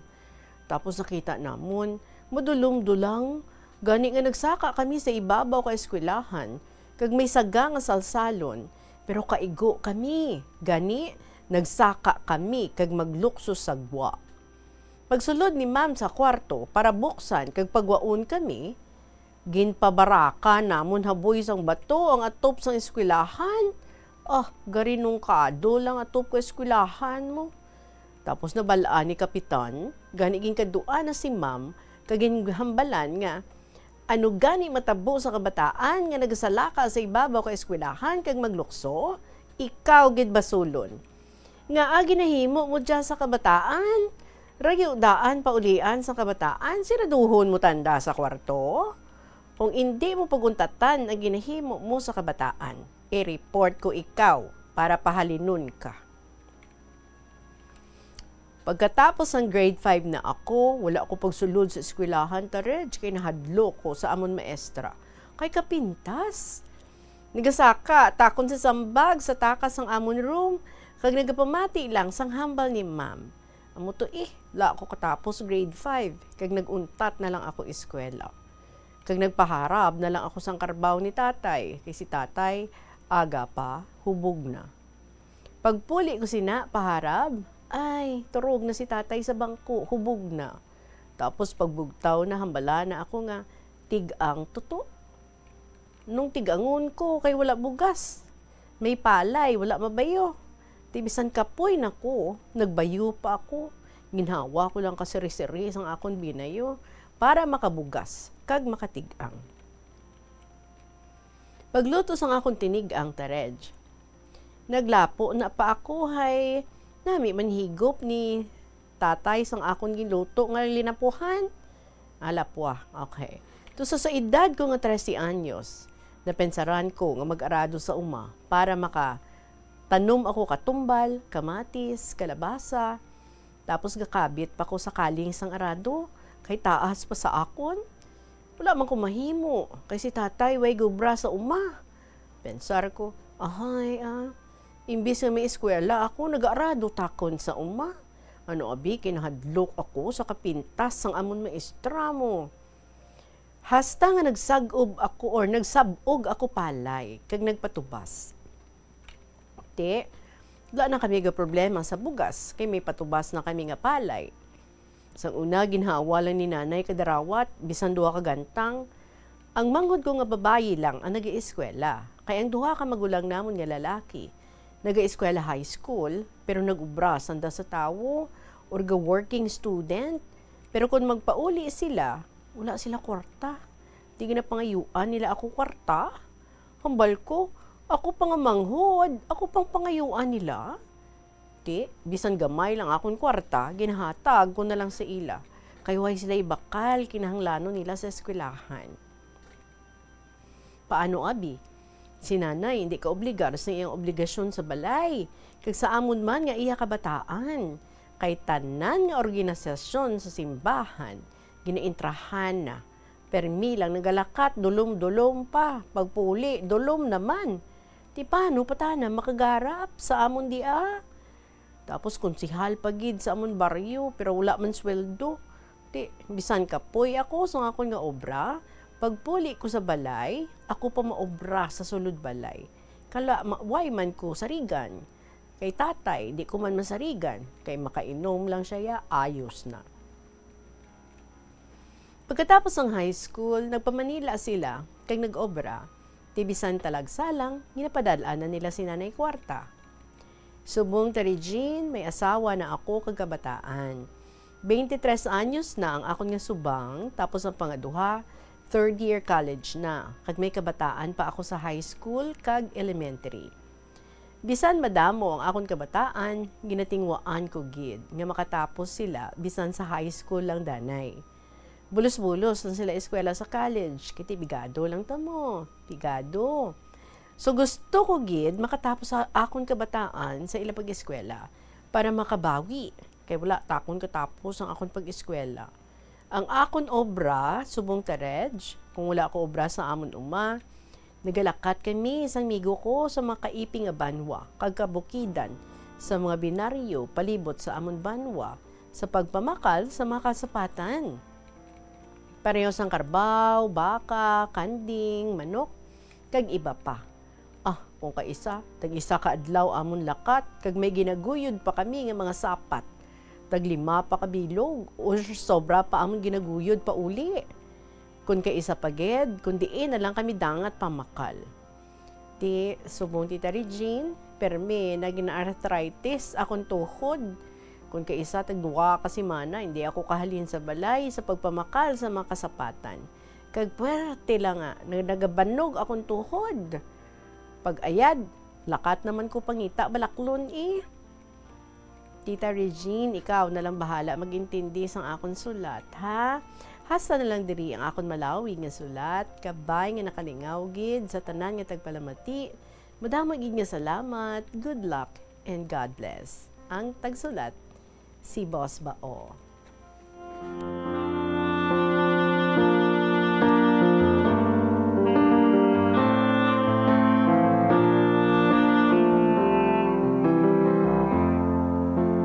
Boss Bao, first time diri sa KLP, bao salamat gid ha. Pero kanugon nga wala ka katapos sa imong pag-eskwela kay ang rason lang nakulbaan ka sa imong mapintas nga maestra. Di damo ra no? Damo dyan mga maestra nato nga mga nagapamati. Pero this time around, hindi na sila pwede makapamintas sa mga kabataan. Sila naga-inspire na lang, naga-nurture sa mga kabataan, nagabulig, nagapaintindi sa intsakto nga paagi. Sa una tuod, no, may mga amu pa na iya, may mga hampakanay pa iya sang steg. Di ko ang mga bata, abiya, hindi ka agwanta sa amusina. Tapos, dumun man tani nila, no? Kalayo pa na balaya sa ginlaktan sa mga kabataan. Tagpila pa na kilometros. Tapos, aga hapon, lakton lang nila. Tapos, ang muna maabtan nila to sa eskwelahan, imbes nga magmaalam sila makulbaan ang mga bata. Pero hindi. Sa subong, no? Hindi na amusina. Kag, well, we just hope nga ang aton nga mga kabataan dira would be more inspired nga mag-eskwela. Wala na ang mga amusina nga sahi sang pamaagi sa pagtudlo sa mga kabataan. Well, let's hope nga tiising ma'am to nakamuklat man, nakarealisar man. Pudo ka subo pag isang imo nga nadangtan kiti naguntat ka na eskwela, daw ikaw naman ang nagbulos sa imo nga father sa pagplastar sa inyo nga pagpangabuhi kit isinanay mo sining mo permila nga wala sa inyo nga panimalay. So it's a good thing, no? Nga ara ikaw, tapos ikaw nga manghod, sining mo ikaw pa ang nagwa. Nga ikaw nagabulig sa imo nga mga magulang. At imayo man na, bisan manghod kaya, pero may ara ikaw nga na-contribute sa imo nga mga magulang, sa ilang pag-eskwela. Boss Bao, I just hope this won't be the first and the last, ha? Nga imo nga pag-share diri sa kahapon namang program. So salamat, kid. Keep on sending more beautiful stories. 2:37 ang ating oras. Magapanumbalik ang KLP pagkatapos ng pila ka mga importante ng mga pahibalo. Kadungan sang pagtigulang, nagataas man ang risgo sang vitamin deficiencies nga nagatugas sang physical kag emotional changes. Santo sa isa ka scientific study, ang B vitamins ang importante agod nga mag-function ang body cells nga nagabulig sa metabolism, paghimo sang bago nga blood cells kag nagabulig sa pag-maintain sang healthy skin cells, brain cells kag body tissues. Magluwas sa supplements, lakip sa mga pagkaon nga bastante sa vitamins sa moang karne, whole grains, prutas, gatas, cheese kag mga ulutanon. Gabulig sa paglikaw sa nanuhay tuay nga balatian ang simple nga pagkaon sang citrus fruits kaangay sang pomelo nga puno sang powerful immune boosting antioxidant. Ang pomelo ang puno man sang lycopene, isa ka anti-inflammatory, anti-aging antioxidant nga nagapanami sang supat. Ang duga naman sang panit kag dahon sang pomelo ang natukiban nga makapatay sang cancer cells kag nagapalikaw sa paglapta sini sandig sa test tube studies. Yari ang mga importante kag praktikal nga mga pamaagi agon makakinot sang tubig. Sa kusina, magamit sang yahong ukon labador sa paghugas sang mga ulutanon ukon prutas. Magdesignar sang baso ukon water bottle agud gamiton sa bilog nga adlaw agud indi magsigi pa. Alas 2:41 ang atong oras diri na kita sa sulat ni Senior Citizen of 3rd District. Dear Tita Regine.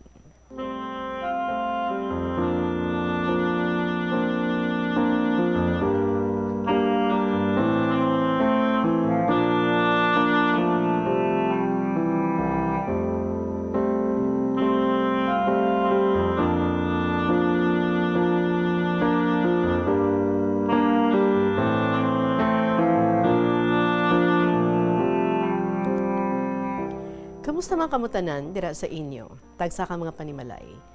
Matapos nag-agi ang Bagyo Tino sa aton tanan, kamusta na kamo? Grabe ang akong pagpangamuyo. Nga kabay, hindi lang maghangin todo. Before magbagyo, naghilay na yung daan ang dako nga kahoy, nagsablay sa dako nga sangasang akasya. Ang akon balay, Tita Reg, ara gid sa idalom sang ina nga akasya. Tugas ang buhawi ang kahoy nga nagsablay sa akasya. Amo lang ina ang ginabantayan ko kag ginapangamuyan, kabay hindi lang mapalo sa akasya nga iya ginatungtungan. I prayed the Holy Rosary samtang nagapungko ako sa puwerta sang akon nga tiyangge. Matapos gani ang pagrosaryo ko, bahuway lang ako gamay kag mag-rosary naman liwat. Nagaatubangay lang ang tiyanggi ko kag balay. Nagpasalamat gid ako, Tita Reg, pagka next day nga wala gid mapalos ang kahoy. Kay ko natabo ay marusdak gid ang akon nga balay. Okay lang tani kun semento, apang made of bamboo and plywood lang. May portion lang sa amon balay nga nakakas amon atop nga sin. Ang tupad balay amo ang natumbahan sang kahoy ila atop kag naguba gid kag nalusbot ang sin. Power of prayer gid, Tita Reg.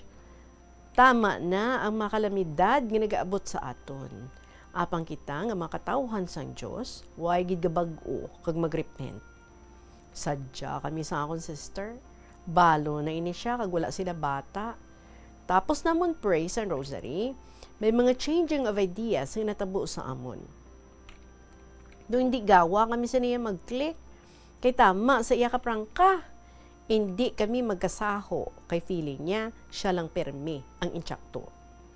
May mga times kung kaisa nga magabihan ako pauli, kay tinaga-enjoy gid ako upod sa amon Bible Apostolate every Sunday afternoon.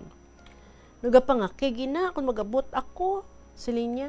Araw-araw na ina nga Bible Apostolate nga. Gabi doon tana timo ga uli. Sabat ko. Tinaga-enjoy man kami, kanami isang topic. Marid kami sang gospel, Tita Reg, tapos makuha kami sang lines nga naka-strike sa amon, kag i-relate namon ina sa amon kabuhi. Ti amo man ni nagyapon, nga liwat-liwat.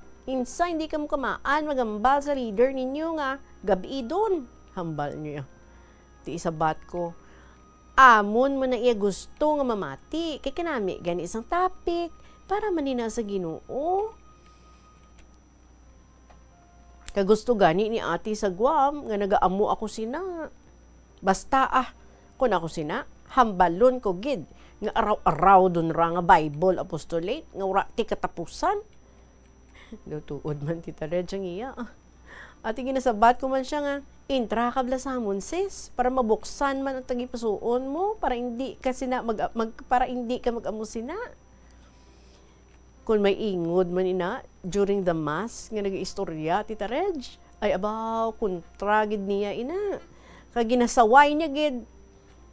Hindi ako kasaho sina nga nagasimba ka mo, nag-istorya. Hambal ko sa iya, sis, kung hindi ka kasaho nga may giistorya sa imo tupad, pangita ikaw sang lugar nga wala sang may giistorya.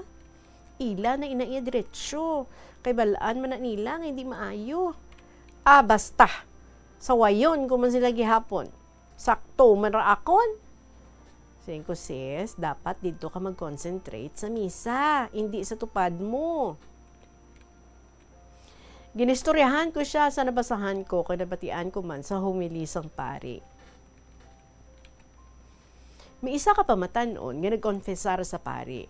Sali niya, Padre, hindi na ako magsimba. Nga man, sili ni Father. Kay may nakita ako nga madre, naga-cellphone, kag iban pagid nga nagasimba. Sige, ba ni Father, kuha ka asing isa ka baso. Punon mo sang tubig, kag maglibot ka sa sulod sang simbahan.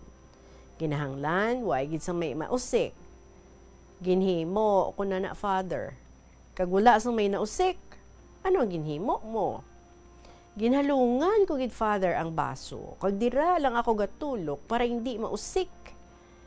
Te, ambal ni Father, nasabat na bala ang imo pamangkot?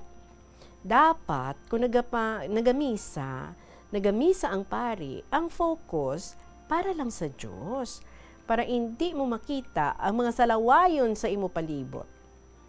Hambal ko sa sister ko, Tita Reg.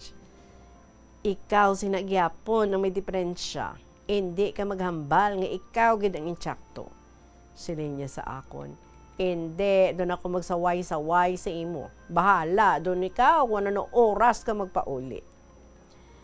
Gusto ko, Tita Reg, hindi doon ako mapalibog o kung ma-stress. Focus na lang ako sa mga buluhaton nga ginatugyan sang amon parokya. Amo lang inagaling, dawla na ko time magbanding sa amon family. Ginapabayaan man ako ni Neni amon iya wife. Kay senior naman ako, kag muna agad akong desire nga mag-devote sa church activities, kag maging catechist. Gina-ask ko man gani akong self, basi sa la na ini akong ginahimo, kay nagpuli ako last fiesta sa Kabatuan, September 10 pa, nagsimba ako kag maghapit lang sa balay. Sisiling ko sa kauglingon ko, para man ini sa mahal nga Diyos Nagaplano man ko gani, Tita Reg, nga tagaan ko man time akong family. Kung wala na klase mga bata sa school, muna lang pagpauli ko Saturday, Sunday, daan. Full-time ako sa evangelization kag Bible apostolate. Di confused man ako, Tita Reg, pasing over na ini, kag sala ako na. So, November 20, I'm AM, okay. So, November 20, ma-join ako annual recollection sa previous employment ko. Nagayo ako sa among supervisor before. Welcome gid ako. Nahuya abi ako mag-confession sa among parish priest. Amo ina nga sa recollection ako mag-confession. Lawig na ini, Tita Reg. Tapuson ko na lang anay diri. Salamat gid sa imo pagbasa, kagkabay may mga lessons mo kamo nakuha sa akon mga experiences. Nalingaw, kag happy man kamo, kay wala na si Baguio Tino. Kind regards sa mga suki sa KLP, this is Senior Citizen of 3rd District of Iloilo.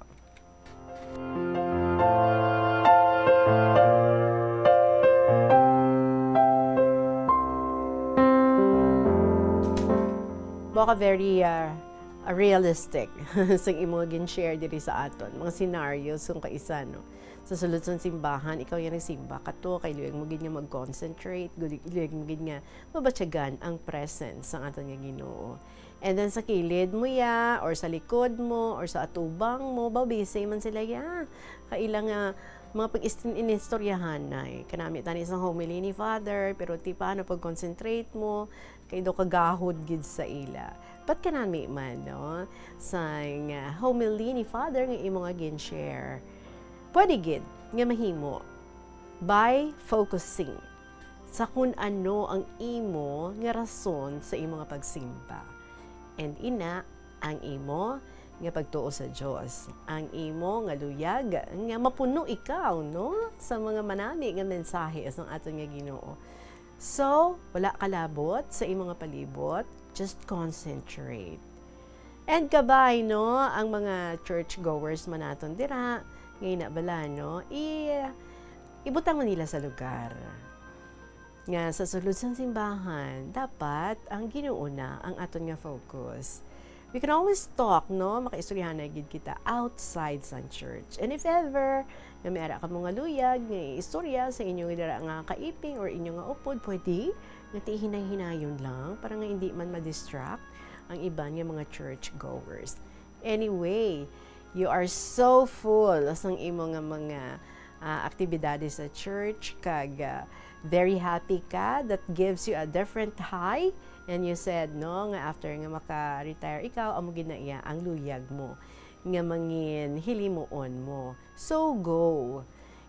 Now you have a lot of free time, and kanami nga you devote most of your time para sa mga buluhaton, para kay Lord. So, padayon lang.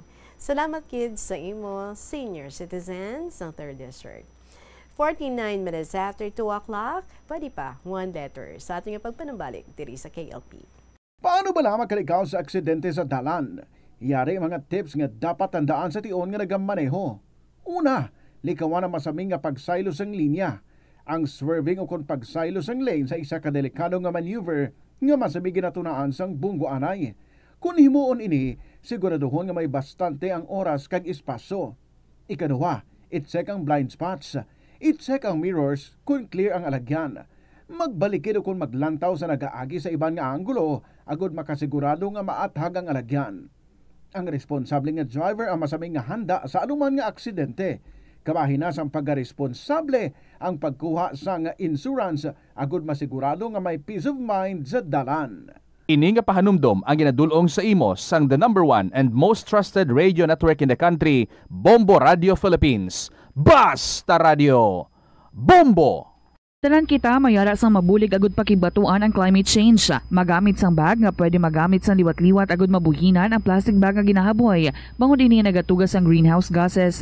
Ikaduha, hindi masumi magamit sang computer. Kung 4 ka oras lamang sa isa ka adlaw ang imo nga paggamit sang computer, makabuhin ka na sang carbon dioxide emission nga 83%. Ikatatlo, kung malapit man lang imo nga kaladuan, mas maayo nga maglakat o kung magsakay na lang sa bike. Magluwas sa makakinot ka na, mabuhinan pang polusyon nga nagatugas ang climate change.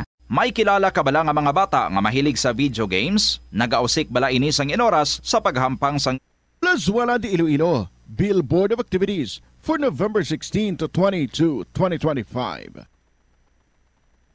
Entertaining you has always been their top of mind. Kag silang natalana liwat nga maghatag sa inyo sa sininga Nobyembre 22, Sabado, sa concert at the Plaza presents the Technocrats Band, blasting off alas 6 ang gabi. Sa tion sa musical show, napuno ka mga matahom nga Plazuela de Iloilo Special Edition Mags, kag madamo pa nga iban ang iga-parapol sa masuki sang Plazuela de Iloilo. Sa Nobyembre 23, Domingo, ginaagdang tanan nga mangin kabahin sa Eucharistic Celebration nga pagahiwaton sa latolda sa mga adlaw alas 11 sang aga. Sa tion sang Holy Mass, ipangamuyo naton sa Ginoo nga padayon nga i-remind ang mga lideres ang aton pungsod nga ila power is meant to uplift the lives of the common people, not to destroy it. Plazuela de Iloilo, we remain to be one with you in a common hope for a better community and a progressive country in 2025. Yari ang isa ka praktikal nga paagi agud makakinot ikaw sang tubig bisan sa panahon sang tig-ululan. Tipuno ng ulan, gamita ang balde, drum o kon rain barrel agud makatipon sang tubig nga nagailig gikan sa atop sa tion sang tig-ululan para maggamit mo sa pagpanghugas o kon pagflas ang kasilyas. Pagi sini hindi mo na kinahanglan magpanag-ob kag hindi mo na kinahanglan magpatubod sang gripo, gani makakinot ka sa balayran sa inyong nga water bill. Ini nga pahanumdom ginadulong sa inyo sang Flow Water Resources Incorporated, watering the seeds of progress. The Farmers Bazaar, your traditional public market with the touch of Plazuela Dos, ang isa ka lugar nga gintukod sa tion kag sa kasagsagan sa COVID-19 pandemic. nga may tinutuyo nga maghatag sa imo sang safe marketing experience. Subong nga ang COVID-19 hindi na gid man dako nga pamahog kag nagapakadto na kita sa next normal. Rest assured nga ang Farmers Bazaar will further evolve agud nga magpadayon sa paghatag sa inyo sing satisfying marketing experience. The Farmers Bazaar. Sa lower level, tara na pahamtang ang fish, poultry, kag meat section para naman sa inyo mga kinahanglanon nga prutas, utang kag iban pa, magbisita sa upper level, pinaagi sa paggamit sa hagdanan o kon sa pagkadto direkta sa parking lot. The Farmers Bazaar, your traditional public market with a touch of Plazuela Dos. Practice ang good manners and right conduct ang makabulig sa paghimo sang positive, respectful environment para sa pagtuon. Nagapakita ini sang pagtahod hindi lang sa mga manunudlo kundi mangin sa imo mga classmate kag sa school community. Mag-abot sa eskwelahan on time.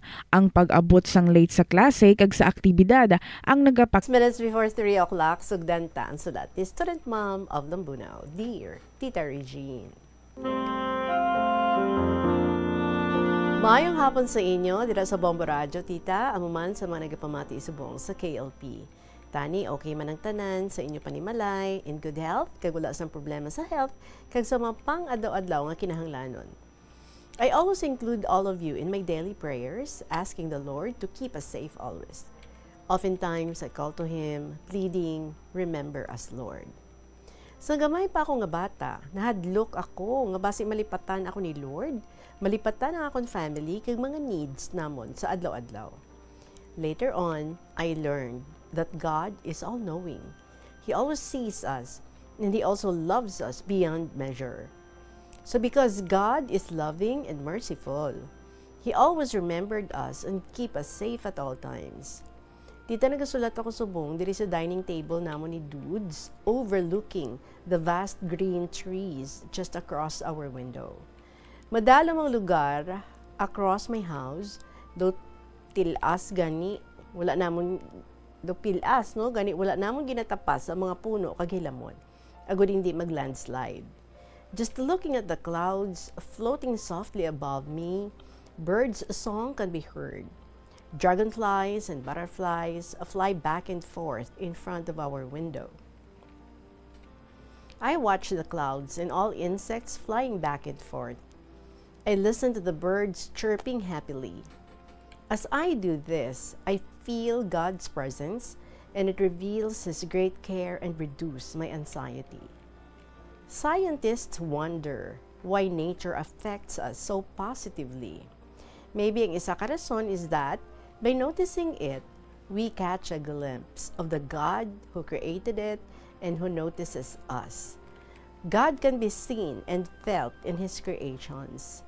God of heaven, earth, streams, and bird songs, we worship you today.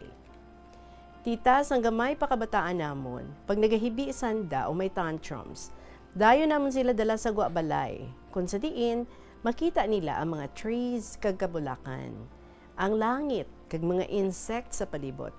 Dayon pamangkot sa ila, where is the flower? Point to the clouds, touch the leaves, or get a small stone. Abtik sanda magtuman kag malipatan na ang hilibion. Tapos ang pila ka minuto sa amuning sitwasyon, okay na ilabalatsagon. Nalipatan na ang rason sang hilibion. Kamu dira mga nanay, paano ninyo ginalibang ang mga anak na may tantrums? Ginaulo-uluhan ba ninyo sanda?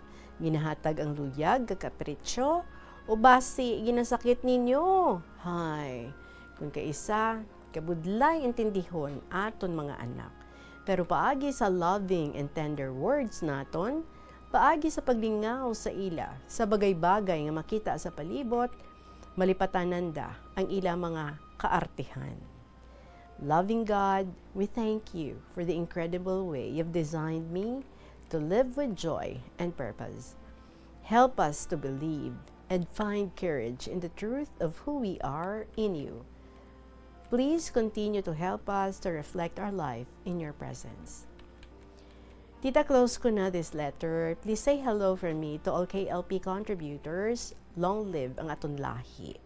Thanks for reading the short letter. Sincerely, Student Mom of Lambunaw. P.S. Tita, isugpon ko gali ang istorya tungkol sa akon Auntie Diday, manghod nga babae ni tatay. Nature lover gid siya. Ang iya payag, nalibutan sa nagkalain-lain nga matahong nga mga bulaklak. May vegetable garden man siya. Kag masami, diri kami nagapanglaswa ni nanay. Ang iya ugsaran puno sa mga fruit trees. Nagabulig kami ni Kuya Alfonso kay Auntie Diday manghilamon sa iyang garden. May mga mais kag kararuton man siya sa palibot. May nobyo sa adto si Auntie. Kag isa ka adlaw, nagabot siya sa balay ni Lola, upod iya ginikanan, agud mamanhikan. Sugot man si Lola nga makasalsanda, pero nangayo ini sang duta. Uso pasadto ini, balay.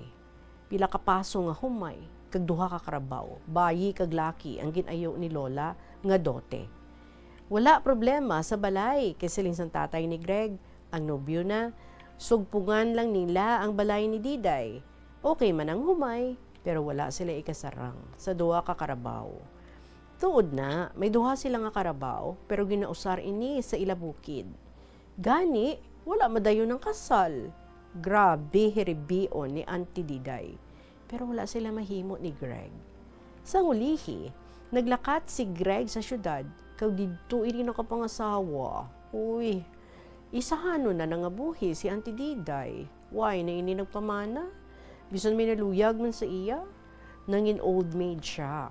Dalaganan sa iya mga hinablos kung may problema sila sa pangabuhi. Nagdamo sapat ni Auntie, manok, pato, gansa, kag baboy. Duro iya sinuptan. Hindi dalok si Auntie, gani palangga siya sang tanan. Sang mabalo si Greg, nagbalik ini kay Auntie, pero wala siya ginsapak sini. Gintuod-tuod ni Auntie ang iya nga pagpakalaon. So, diri ko na lang tapuson, sulat ko Tita Regine, kag sa mga laon dira, padayon ng kabuhi ta, upod sa aton mahal nga Ginoo. Hindi niya pagpabayaan, bisan ano pa ang matabo. Good daily what to all, just me, Student Mom of Lambunaw.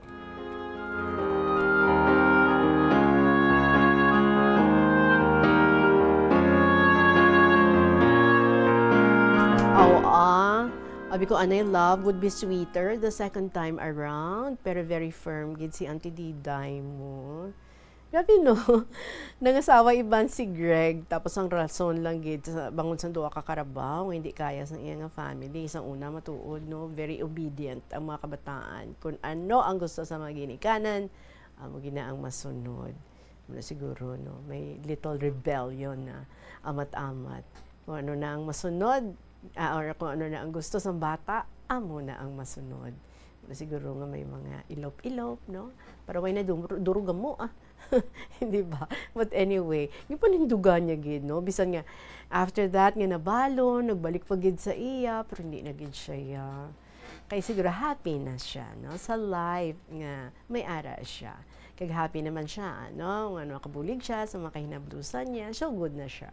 Thank you so much, Gid, sa imo, Student Mom of Lambunaw. For your own stories to share, mga kabombo, I will be waiting. Paki-email nyo lang sa bombo_iloilo@bomboradio.info. Kag sa gihapon, ang mga ginasulat ng mga istorya accepted. So, ipadala nyo lang sa kahapon lamang program, DYFM, Bombo Radio Iloilo, Sky City Tower, Mapa Street, Iloilo City. Kung tutulan nyo ang bombo, pwede gid. Nga kamo na lang hand-in diri personally sa inyong mga kasaysayan.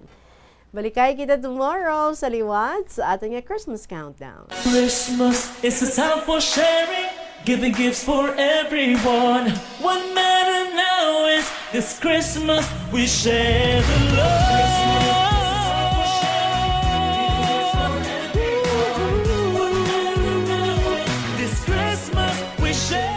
Sa liwat, 37 days before Christmas. Kaya magasunod na ang inyo naman nga mga look forward nga mga dramas kada afternoon, kada hapon, diri sa Bombo Radio Iloilo. Tuyang Ermitanya after sa KLP, pagasundan sa Provincial Jail, kag ang Dear Diary.